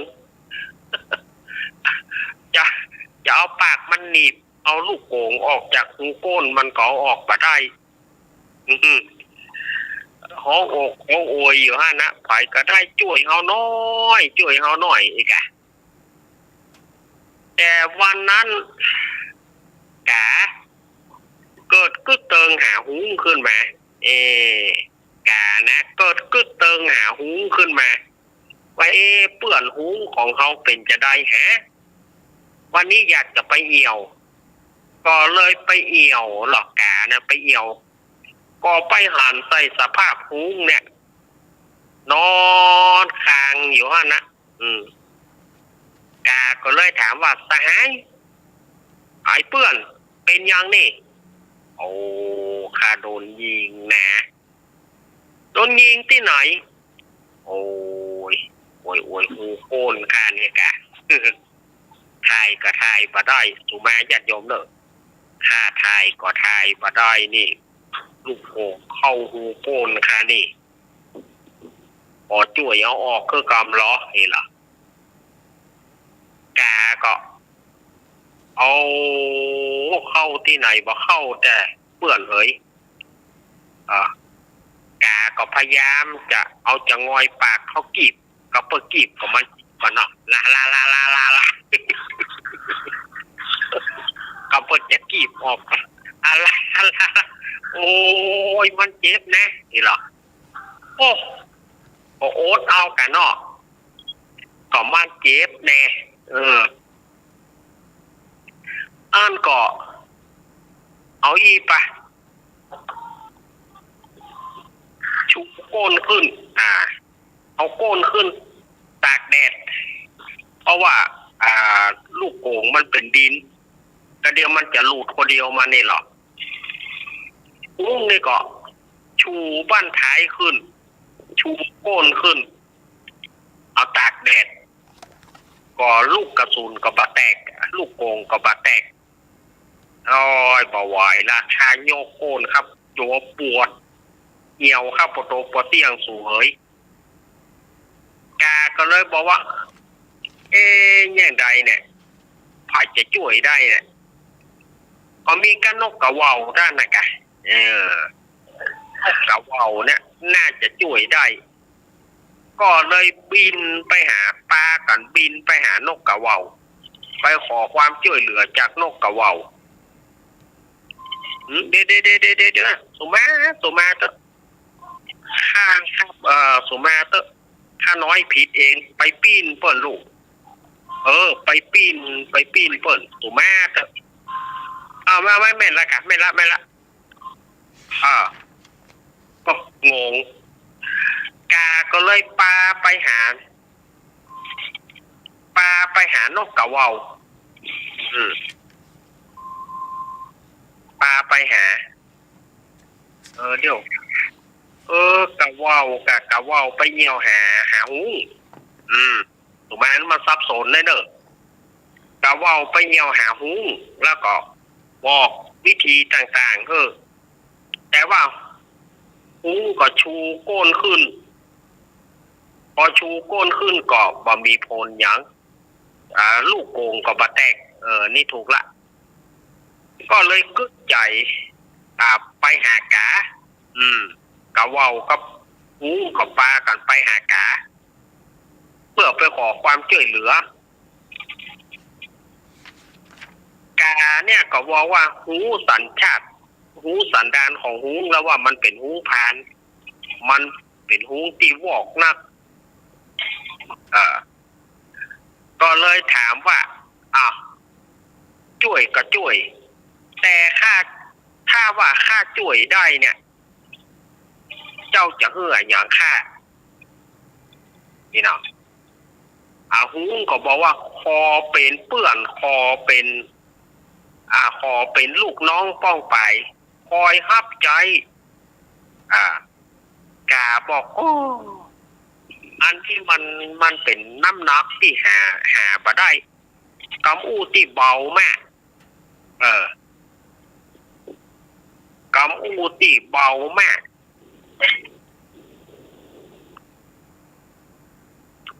กำอู้ที่เบามากเลยมีวิธีจะช่วยอย่างไรนี่นะมีวิธีจะช่วยจะใดทีนี้ก็จะได้เนี่ยขอเป็นลูกน้องป้องป่ายเนี่ยจะเป็นลูกน้องนี่นะแต่ว่ากะว่าวบอกว่าบ่ได้เจ้าเชื่อบ่ได้กาก็เลยบอกว่าเอาอย่างอี้ไปข้าขอเป็นนายประกรณ์หรือมันไปเนี่ยกานี่นะข้าขอเป็นนายประกรณ์ขอค้ำประกรณ์ถ้าว่ามันหนีอย่างใดข้าจะรับผิดชอบกะว่าวก็เลยบอกว่าก็ได้ก็ลงแก่น้ำลงแก่น้ำแล้วกระสุนมันจะแตกไปเองอีวานหุ้งนี่ก็ดีใจล่ะเอาก้นแจ่น้ำเมื่อเอาก้นแจ่น้ำแล้วบอกว่าพอลูกกระสุนแตกด้านลูกโป่งแตกด้านหุ้งตัวจอมอันธพาลนี่ก็บินหนีไปเลยสบายใจเฉิบบินหนีไปสถานญาติโยมพอบินหนีไปกะว่าวก็เลยบอกว่ากาเฮ้ยนายเจ้าเป็นนายประกันข้าไม่ก่อตั้งแต่นี้ไปเจ้าต้องเลี้ยงลูกข้าชั่วนิดนิรันดร์เจ้าตั้งแต่นั้นมาก็กะว่าวนี่ก็เลยไปคอยใส่หางกากาก็ต้องฟักลูกเลี้ยงลูกเมื่อใหญ่มาก็หนีกาไปชั่วกันตามนั้นกาก็เนี่ยใดปากก็เลยบ่นกายบินไปตัวก็ห้องไปตัวกำโบราณเพิ่นว่าอยากเป็นนี่อยากเป็นนี่คือเป็นนายหน้าอยากเป็นขี้ข้าคือเป็นนายประกันนะสถานญาติโยมขนาดสัตว์ยังมีการค้ำประกันกันก็ยังหนีกันได้เนาะสถานญาติโยมก็เลยบอกว่าอยากเป็นนี่คือเป็นนายหน้าอยากเป็นขี้ข้าคือเป็นนายประกันสถานญาติโยมวันนี้อาตมาก็เอามาปอดปูนเนอะ แต่ปัดปูนก็ยังว่านะมันซับสนวกวนไปมาพ่อสุมาอภัยญาติโยมเนอะ ที่แต่ไปว่ากาฮับเป็นนายประกันกาไปที่อาตมาเล่ากำแรกนั้นถูกละแล้วอาตมาไปงงพองงแล้วก็เอาปิ้นไปปิ้นมาท้ายมันก็มาลงที่กาเนี่ยฮับเป็นนายประกันเนาะสุมาอภัยญาติโยมเนอะฟังแล้วมาอาจจะวกไปวนมาหน่อย ครับเน้นเคยจำเนาะเน้นเคยเอาไปเล่าครับก็แน่นะถ้าเล่ากับปัดปูนนะถ้าเล่ากับปัดเคยได้ยินละตีมันขอมโกนมันอ่ะ โกงขำโกนมันเนาะนะมันเหมือนดูว่าจะเกยก็มันเลยแล้วสาวหลายเรื่องเนาะหลายเรื่องมันเอามาสลับซับเปลี่ยนกันไปเนี่ยดาวพระศุกร์เป็น4 รอบ 5 รอบป่ะดาวพระศุกร์นี่ม่วนเลยละนี่มีคติแล้วนะเพิ่งแก่มาขามโค่นมาละนี่มาแม่นได้ไหมว่าเมื่อเนนเล่านิทานไปแล้ววันนี้ขอเล่านิทานชาดกของพระพุทธเจ้าเอามาเลยไปลองดูเนาะเพราะว่าได้ฟังแต่คืนนี้ได้ฟังแต่คืนรับเช้าแล้วก็ตื่นมาฟังก็เลยลองดูว่าเราจะลองมาเล่าสักคำมั้ยเมื่อกี้เป็นนกเป็นกาเป็นหงส์นี่เป็นยังเกิดเป็นพระโพธิสัตว์เนาะวานอนน่ะที่มีวานอนหรือว่าลิงเนาะลิงหรือว่าวานอนตัวผู้ถ้าลูกเกิดมาเป็นตัวผู้เนี่ยมันจะกัดลูกของมันลูกอัณฑะของลูกของมันน่ะเพื่อจะเพื่อเป็นใหญ่ถ้าเป็นตัวเมียมันก็จะเลี้ยงเนาะก็มีตัวหนึ่งที่กำลังท้องอยู่เนี่ยรู้ว่าท้องก็เลยลักหนีไปอยู่ที่รู้สึกว่าจะเป็นต้นห้องไหวนะคะบัจจัยอันนั่นนะเดี๋ยวก่อนต้นห้องว่าเป็นพวกที่พอที่จะซ่อนตัวได้คงจำพวกคงใหญ่เนาะแล้วทีนี้วานอนตัวเนี่ยก็เกิดลูกออกมาเป็นตัวผู้จริงๆทีนี้พอมันใหญ่สักน้อยหนึ่งก็ถามว่าอย่างเราต้องอยู่แค่2 คนแ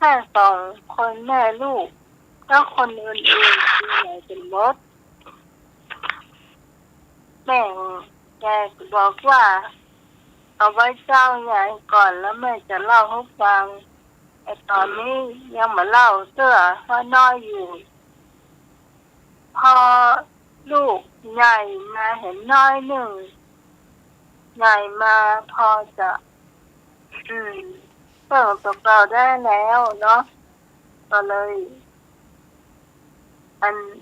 แม่ก็ถามว่าเดียวเนี่ยลูกให้รู้เรื่องของญาติพี่น้องเห็นก็หรือว่าให้รู้ว่าพ่อของเจ้าอยู่ตรงไหนก็แล้วลูกเปิ้นก็บอกว่าอยากให้รู้กันว่าญาติพี่น้องเราอยู่ตรงไหนพ่ออยู่ตรงไหนแล้วเปิ้นจะเล่าให้ลูกเปิ้นฟังทีนี้ลูกได้รู้ก็บอกว่าแม่เอาไปเลยปะเ ถ้าไปอยู่แต่ก็ต้อยเขาแม่ก็บอกว่าไปอยู่ก็ได้แล้วพ่อเจ้าจะฆ่าเจ้าตายคนว่าหน้าคนมีวิธีเอาตัวรอดอยู่แล้วแม่เปิ้นจะคัดกรรมของลูกไม่ได้เนาะก็เลยพาลูกไปหาถึงแม่จึงเพื่อนฝูงทุกคนแล้วทีนี้พอคนที่วานอนตัวเป็นป่อหันลูกมาแกกับพ่อเจ้าพ่อด้วยความเป็นนี่ชื่อว่าเจ้าวานอนตัวนี้เนี่ยหน้าตาคือดีมากดีแล้วก็เหมือนกับว่าจะเป็นคนที่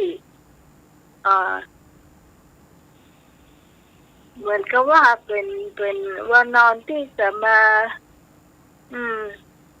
กลัวจะไม่เอาตำแหน่งแกไปแกก็เลยวางแผนว่า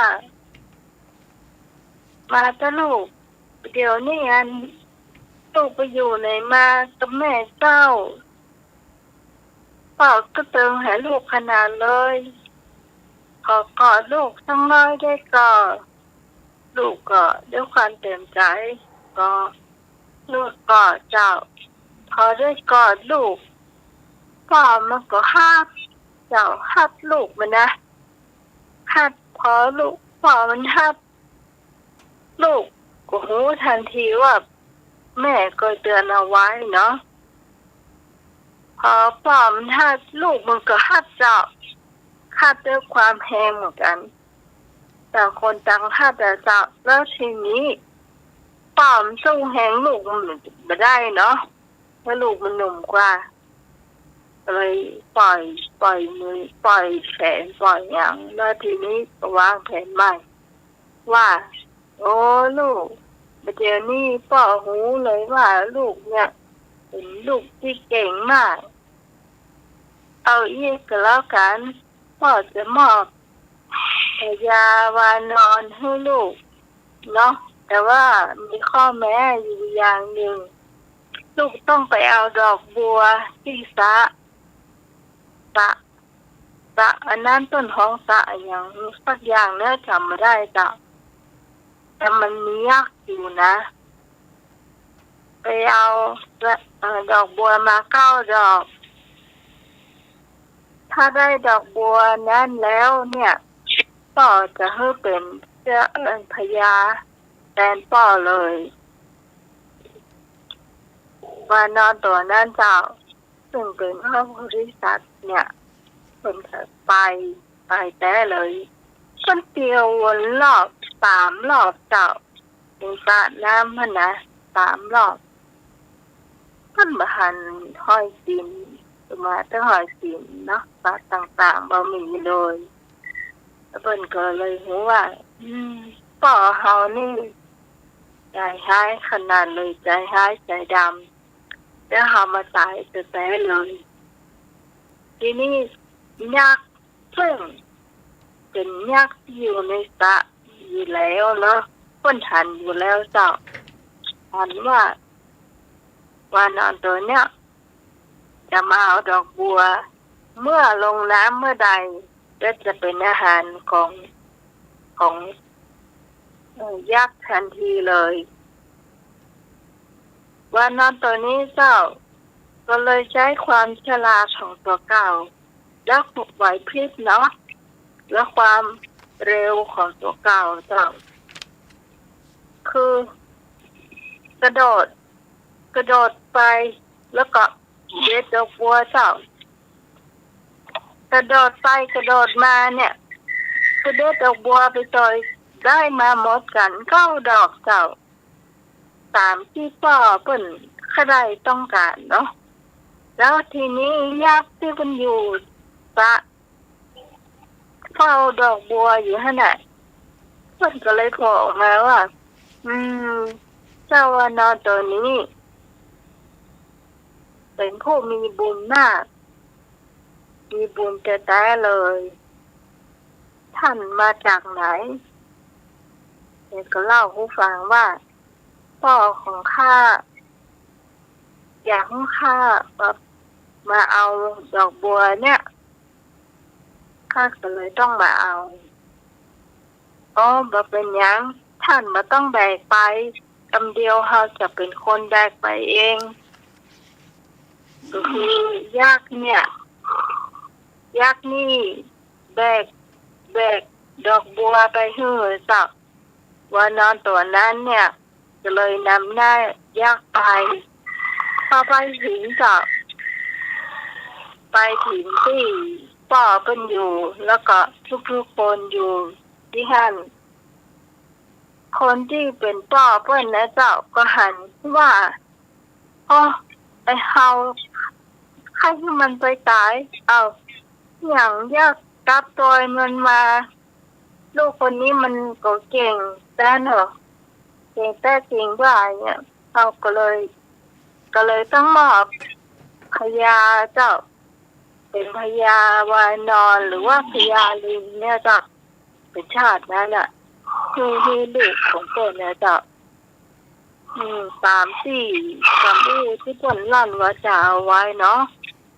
เจ้าอันนี้จบเจ้าก็คือให้มาฟังไปอ่ะเราก็ย่อลงเนาะ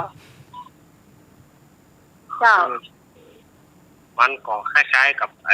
ทรพาทรพีเนาะเจ้ามันก็คล้ายๆทรพาทรพีนั่นนะที่ว่าถ้าลูกเป็นตัวผู้ก็จะฆ่าอย่ามันก็มาเหมือนมาทำนองเดียวกัน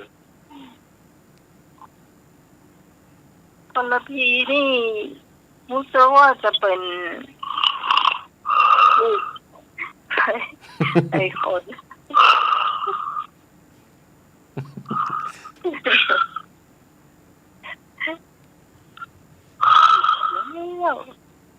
เอาแถมเลี้ยวเอายอง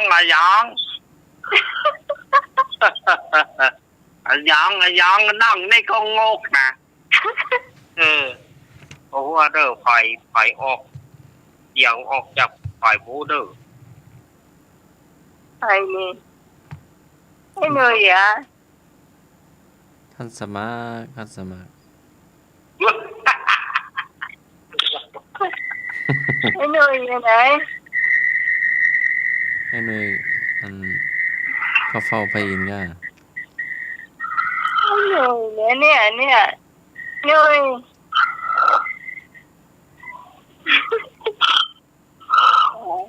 ต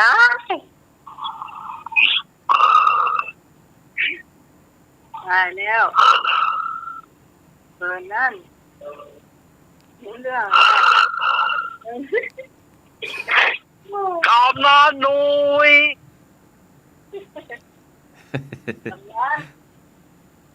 กอบนอนนุยครับผม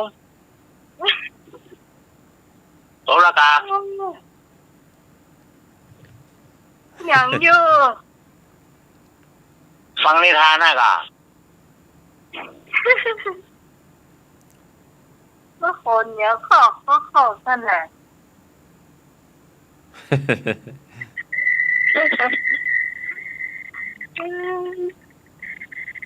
หาเรื่องยัง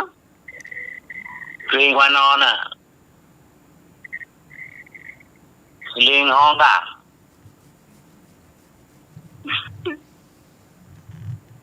จบราคาครับ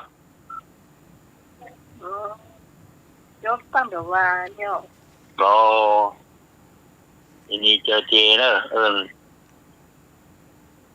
จีนะเปลี่ยนดำใจเรื่องว่าเจบ้านวิโสเจธรรมดาหรอกยอมอายุนักเนาะล้อมน้อยนุยครับปีที่สมัยคนงามบ้านตอนมะริมนี่เล่ามั่วกันจิตเรา ครับ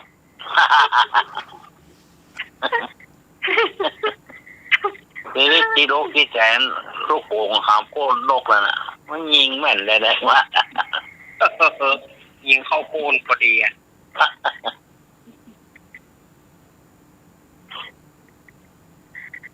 นี่แส แต่ ดง งาน ว่า มันนี้เนาะ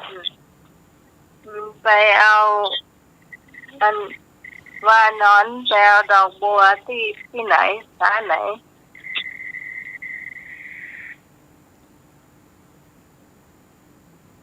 ดอกบัว โอ้โหเนาะ ลืมไปละ ล็อก แต่ดอกบัวบ้านมั้งอ่ะ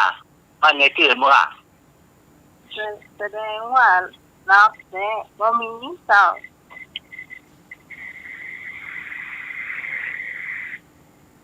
นี่มีดอกทานตะวัน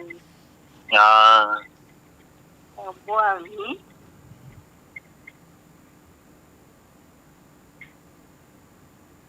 เรา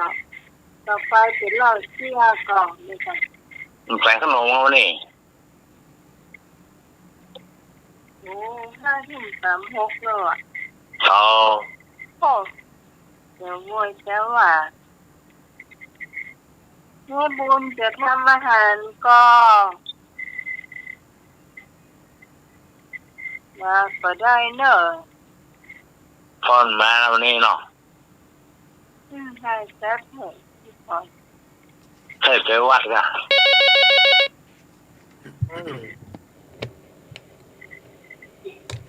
เจ้าวันไหน เจ้า อันนี้พี่พรไปไหนเนาะหายแบบพี่พรยังมาเนาะ ให้แซ่บเลย เจ้าไปวัดหนองเซ้งมาปูนกับแบบหันเจ้าไปวงการวัดหนองเซ้งอ่ะมาหาพี่พรพ่อหักไหนก็ได้ มาไหนมาเถอะ ได้ยินก่อนได้ยิน เจ้า ก่อน นี่ ไหม เจ้า ยินดีเนาะจะสิ่งกับพวกกับบรรดาเนาะคนที่ไปวัด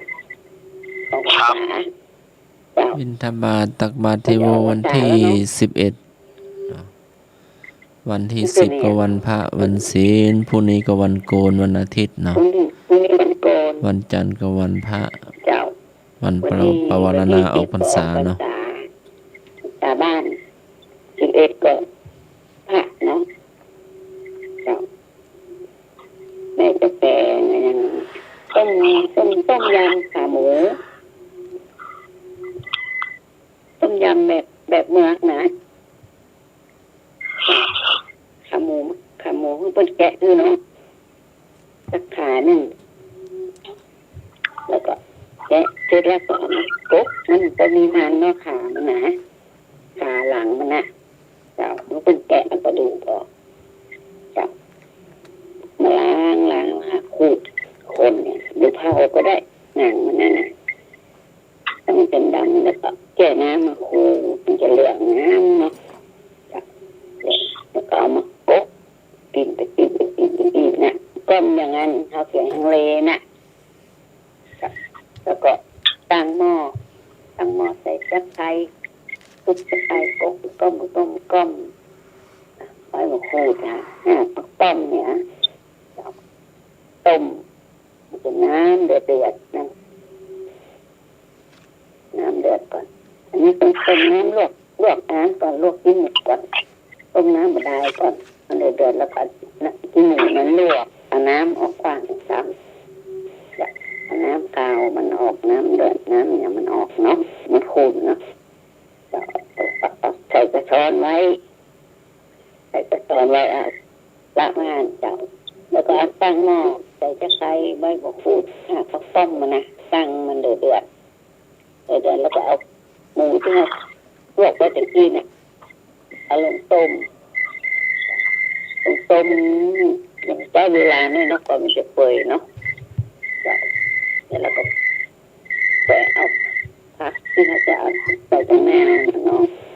นี่แหละผักชีฝรั่งผักไทยหอมรวม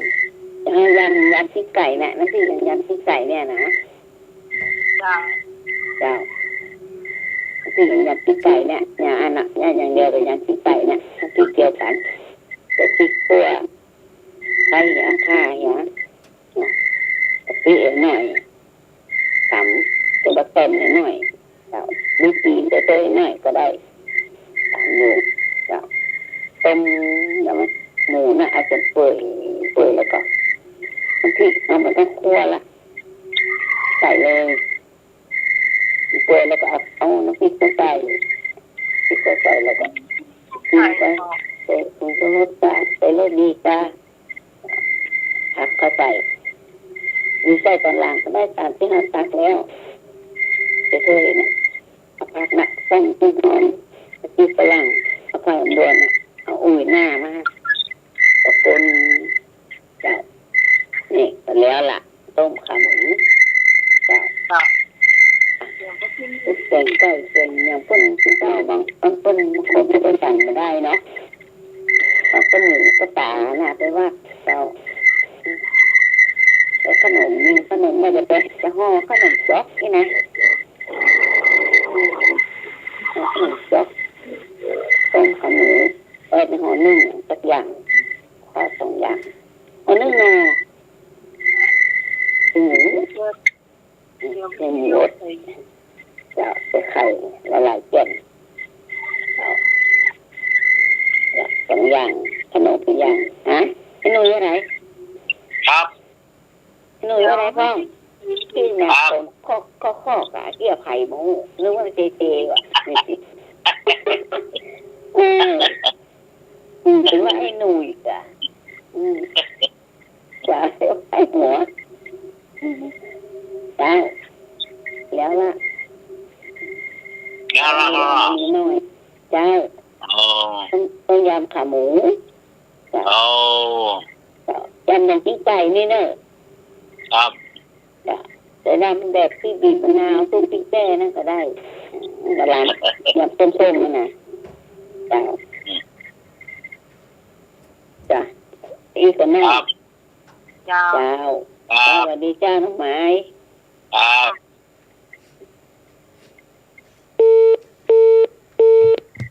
แม่บุญวันก่อนน้องสาวคนทำข้าวอบตะไคร้ลำเฮ้ยครับผมเคยกินประจำเนี่ยข้าวอบตะไคร้นะก็คือแกงหุงข้าวเนาะแล้วก็เอาตะไคร้อบตะไคร้ใส่ที่ทอดเนี่ยแล้วเอามันฝรั่งเนาะครับฝรั่งของมันดูเนาะกับมีแครอทใส่ซอยโอ้หอมเนาะก็ใส่ตักมาให้ถ้วยเลยกินมากเลยนะแล้วก็ล้ำเนี่ยนะมันข้าวมันก็ต้องหอมเนาะมันมาหอมจะไข่ด้วยนี่น้องสาวบอกว่านี่จะให้ดีเนี่ยที่ไหนก็กินครับแกงของแม่ก็ได้เนาะดีแม่แกงกระเจี๊ยบก็เลยเอาแกงแม่ครับทำลำไปใหญ่เลย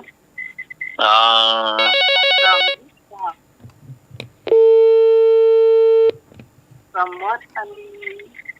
ข้าวผมจ้าหอมเนาะหอมจะใครเนาะจ้า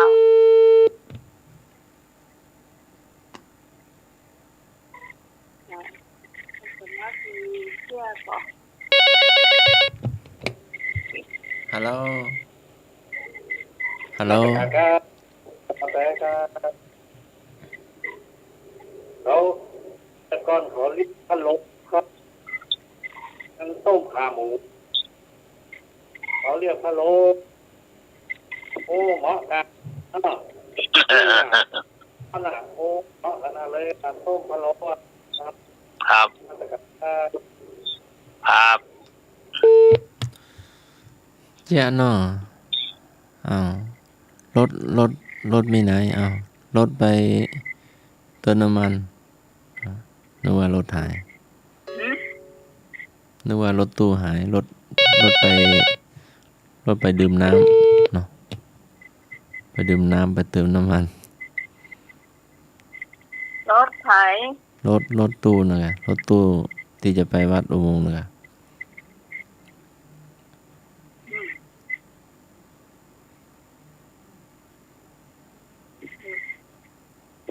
จากพักรถตู้ก็วิ่งมาเนาะไปเติมน้ำมันหายไปได้อย่างไร หายไปเติมน้ำมันนะกะตะกี้จอดอยู่นะกะ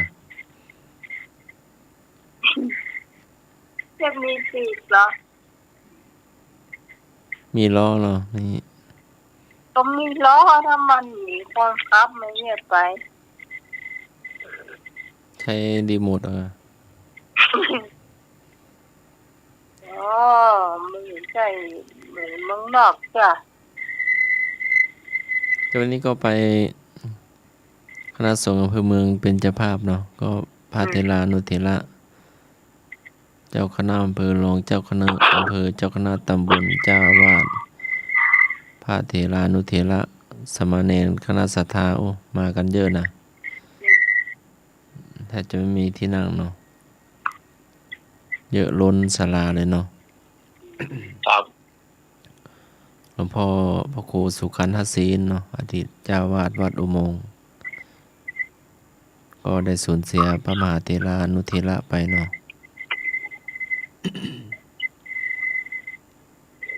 ก็ปีนี้มรณภาพหลายตนเนาะพรุ่งนี้ก็ช่วงบ่ายหมอก็จะมารับเอาหลวงพ่อไปเนาะจำเจตนารมณ์ของหลวงพ่อเนาะ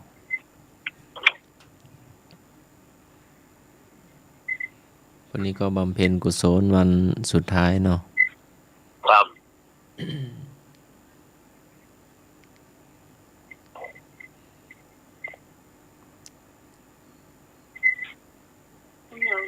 ก็วันที่เจียกำลังไปเที่ยวครับเจียปฏิกิริแล้วเนาะเดี๋ยวมีแหมเรื่องก็ได้เนาะเที่ยวอย่างแบบนี้นะครับอันรถตู้ไปดื่มน้ำไปเติมน้ำมันรถตู้อ่ะ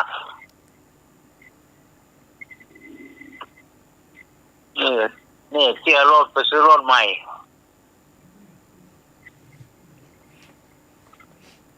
ป้าไปซื้อรถใหม่เนาะแล้วป้าไปซื้อรถญี่ปุ่นไปซื้อรถยุโรปไปซื้อรถต้นแต่เวียงว่าหรอ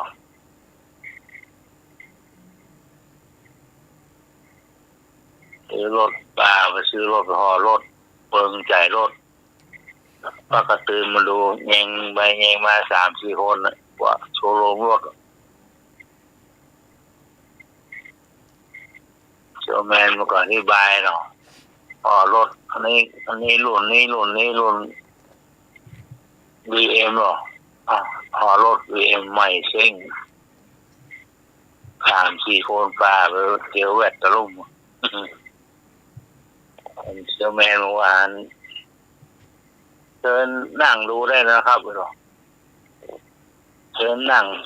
ก็ลองนั่งดูได้นะครับแล้วก็เปิดประตูจัดไม่เปิดประตูรถนะเปิดได้หรือว่ามันจะเจอนั่งแล้วลุงพอรถ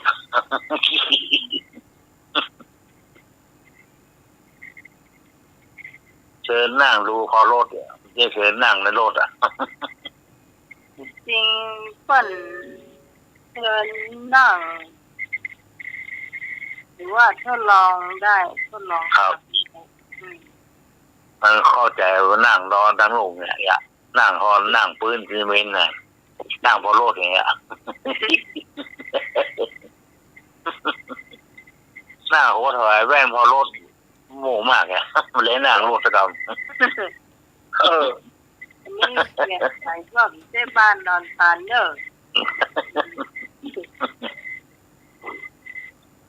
แล้วก็ไปหาหมอเนาะอันนี้เครียดจบละนี่คนป่วยไปหาหมอไปโรงพยาบาลก็โคตรหลายนะไปเนาะไปคลินิกไปบ้าค่ำไปหาหมอโคตรเท่าเข้าใจไปหาหมอตรวจนั่นตรวจนี่เจ็บเจ็บนี่บอกหมอเหรอเจ็บโอ้หมอปวดปวดนี่นะเนาะหมอก็ตรวจหมอก็ได้เล่นด้วยแล้วเนาะเอาไปจิ้มข้างขวาโอ้หัวใจประเต้นไปใจไอ้ผมปวดไปใจไอ้นี่มาข้างขวาข้างซ้ายอ่ะหมอก็ซ้อมไปข้างซ้ายเนาะซ้อมไปซ้อมมาโอ้ประเดี๋ยวนี้บอกมาเรื่องเจ้าเนาะครับโอ้หัวใจพ่อเดี๋ยวนี้นะพ่ออยู่ได้บ่เกิน2 ทุ่มฮะเขาเดือดร้อนกันเข้ามานั่งดูด้วยกันบอกว่าพ่ออยู่บ่เกิน2 ทุ่มตักให้ต่อนะเมียหมอว่าให้หมอว่าผมมาเกิน2 ทุ่มทีนี้จะปิด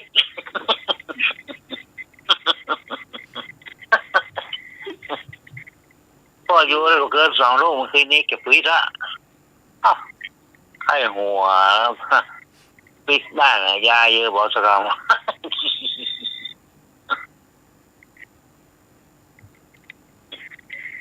จบ2 เรื่องเดินครับมาเมินเกินหรอครับมาแล้วทุ่มปลายแล้วทีนี้ปี2 ทุ่มก็อยู่ได้บ่เกิน2 ทุ่มเลยฮะ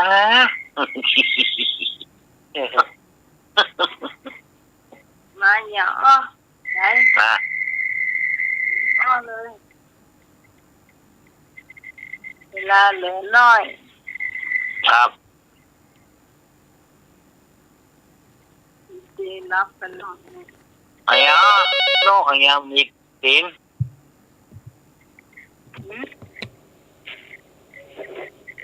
พี่กรณ์จ้ะน้องไม้น้องพรเขาลานะได้ยินไหมจ๊ะครับ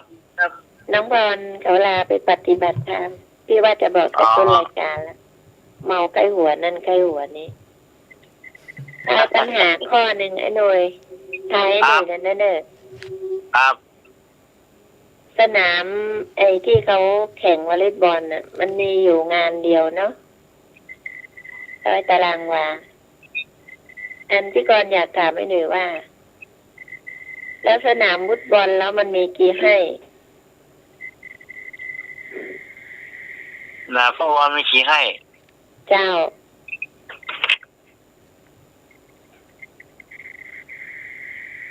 ว่าบอลฟุตบอลไม่กี่ให้เจ้าให้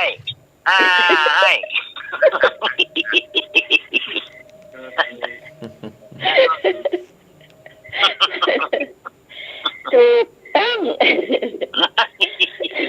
เพราะว่าพอดีนักฟุตบอลเขาเตะเข้าโกพอดีเขาก็เลยคนผู้ชมเขาก็เลยบอกให้ว่ะ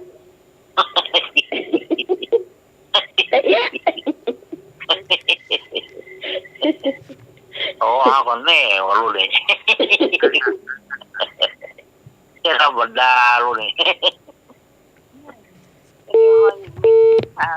ทางเลยลูกกำพร้าอธิษฐานเอาไว้ชาติหน้าอย่าเกิดเป็นอย่าง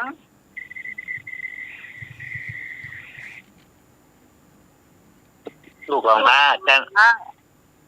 ลูกกำพร้าแต่หน้าอย่าเกิดเป็นอย่างนี้เจ้าตอบมาเลยเจ๊ตอบว่าไร ครับ ลูกกำพร้าชาติหน้าอยากเกิดเป็นอะไรยัง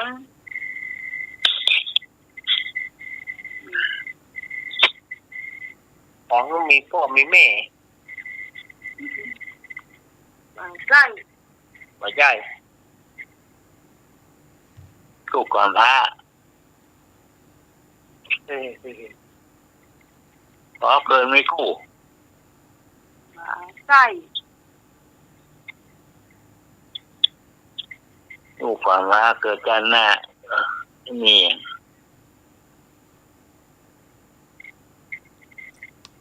เกิดชาติหน้าอยากให้เกิดมาเป็นอะไรยัง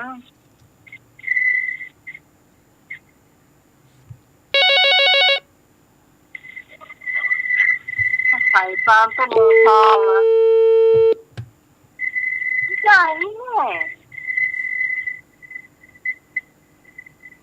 ไอ้นึกได้ก่อน เกิดชาติหน้าเป็นลูกกำพร้าลูกกำพร้าเกิดชาติหน้าเป็น ขนาดก็รู้ทองเลยเสียเจ้งละอ่อนเลย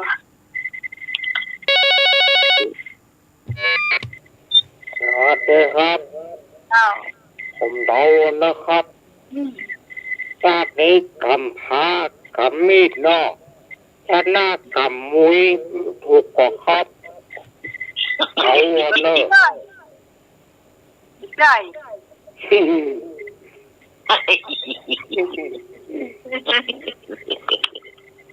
ก็ได้ละ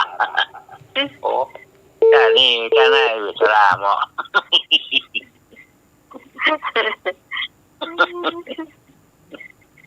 แต่นี่ไปช่างปูนแค่ไหนไปสลาเกยเงี้ยมั้งเป็นไงนะพิซซ่าล่ะ ตอบได้ตอบมาเลย เกิดจะหน้าใครเป็นใครเกิด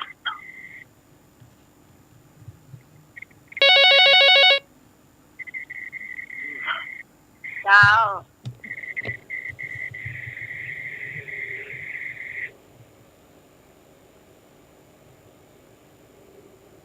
ฮัลโห ต ล อบเลยเจ้าน มัสการครับผมมันครับ ครับ ชาติหน้าเกิดมาเป็นลูกแท้ๆครับนมัสการครับ มาได้ เกิดจะหน้าเป็นไงเกิดกาดิก่ะ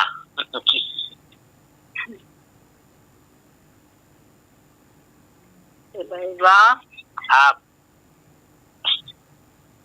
เกิดมาเป็นลูกฟุตบอล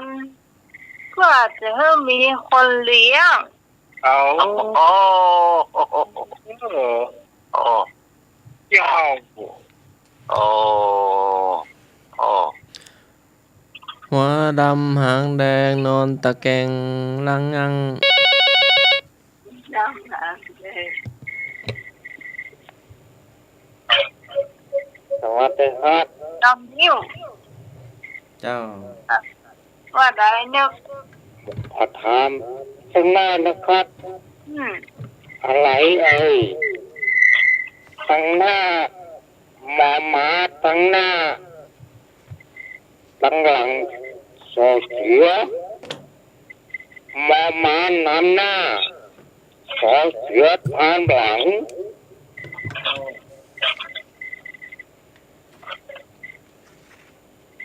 มันเป็นพระธรรม แม่สา หมานำหน้าโซเสือตามหลัง แม่สา ไม่ใช่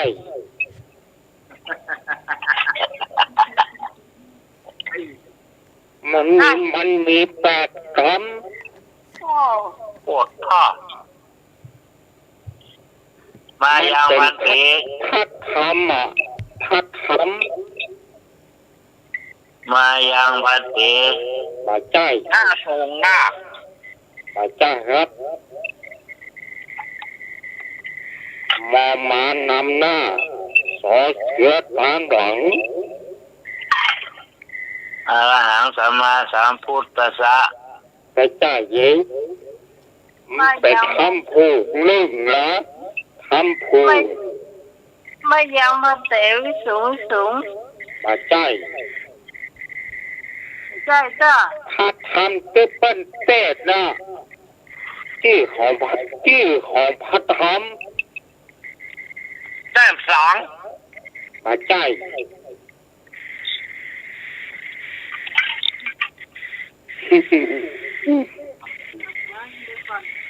ใช่เดินทางสมมติ กุศลธรรมามุกลากุมภา เหรอ เจ้าขอใจ นั่นน่ะ เที่ยงคืน นั่ แล้ว น เนาะเจ้า อ้าว มหามูลนิพพานสูตร โอ้โห มหามูลนิพพานสูตร ลูก พัดธรรม มหานิพพานสูตร มหามูลนิพพานสูตร มหา มูลนิพพาน ปัดท่อ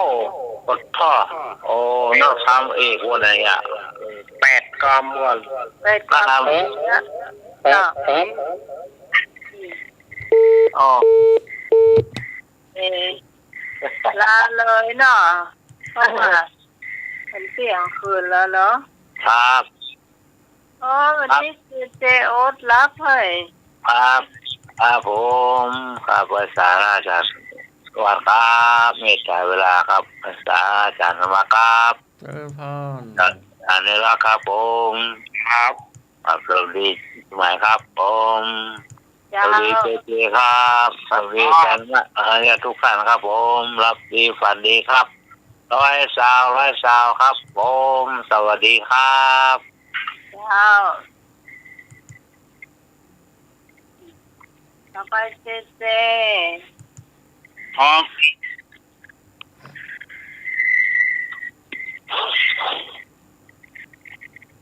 ผมขอลาไปก่อนนะครับ ถ้าอาจารย์สมบัติจุดโจผมขอลาไปอาจารย์สมบัติตุ๊กเป็นหนุ่มฮอมเหมือนกันนะครับ ผมขอลาเน้นตะวันเท้าเหมือนกันนะครับ ผมขอเน้นลากเหมือนกันนะครับ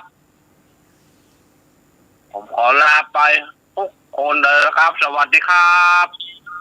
ขอบคุณเลยเจ้า ไปในรักเจ้า ค่ำคืนนี้ถึงเวลาที่จะอำลาศรัทธาญาติโยมไปก่อน วันผูกกล้วยป้ากันแต่ใหม่ วันผูกเป็นวันห่อวันแดเนอร์กะเกียมกัน ไปวัดไปวาออกภาษาลาพระเจ้าศรัทธาญาติโยมเนอร์สุดท้ายนี้ก็ขอบคุณท่านอาจารย์วิสุวัฒน์วรกิจโจ ที่เอื้อเฟื้อเวลาเพื่อกับรายการนี้ ขอบคุณท่านอาจารย์สมัคร ครับ ยานศิโล ครับผ ก็ ม ขอบคุณพี่พิสมัยตัว เจ้า แล้วก็ขออนุโมทนากับศรัทธาญาติโยมที่ฟังรายการนี้ด้วยดีเสมอมา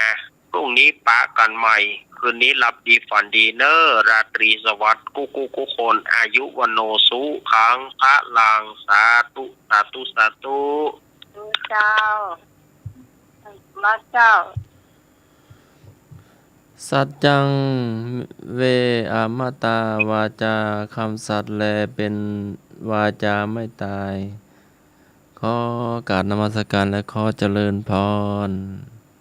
สำหรับค่ำคืนนี้ขอบคุณคุณผู้ฟังทุกเสียงทุกสายที่มาเจอกันจัดรายการธรรมะใครเสียงของเราผ่านพ้นไปด้วยดีนะเจ้าเราจะมาพบกันใหม่3 ทุ่มถึงเที่ยงคืนวันพรุ่งนี้สำหรับวันนี้ข้าเจ้า พร้อมทั้งทีมงานทุกคนลาคุณผู้ฟังไปเขียนไปก่อนสวัสดีเจ้า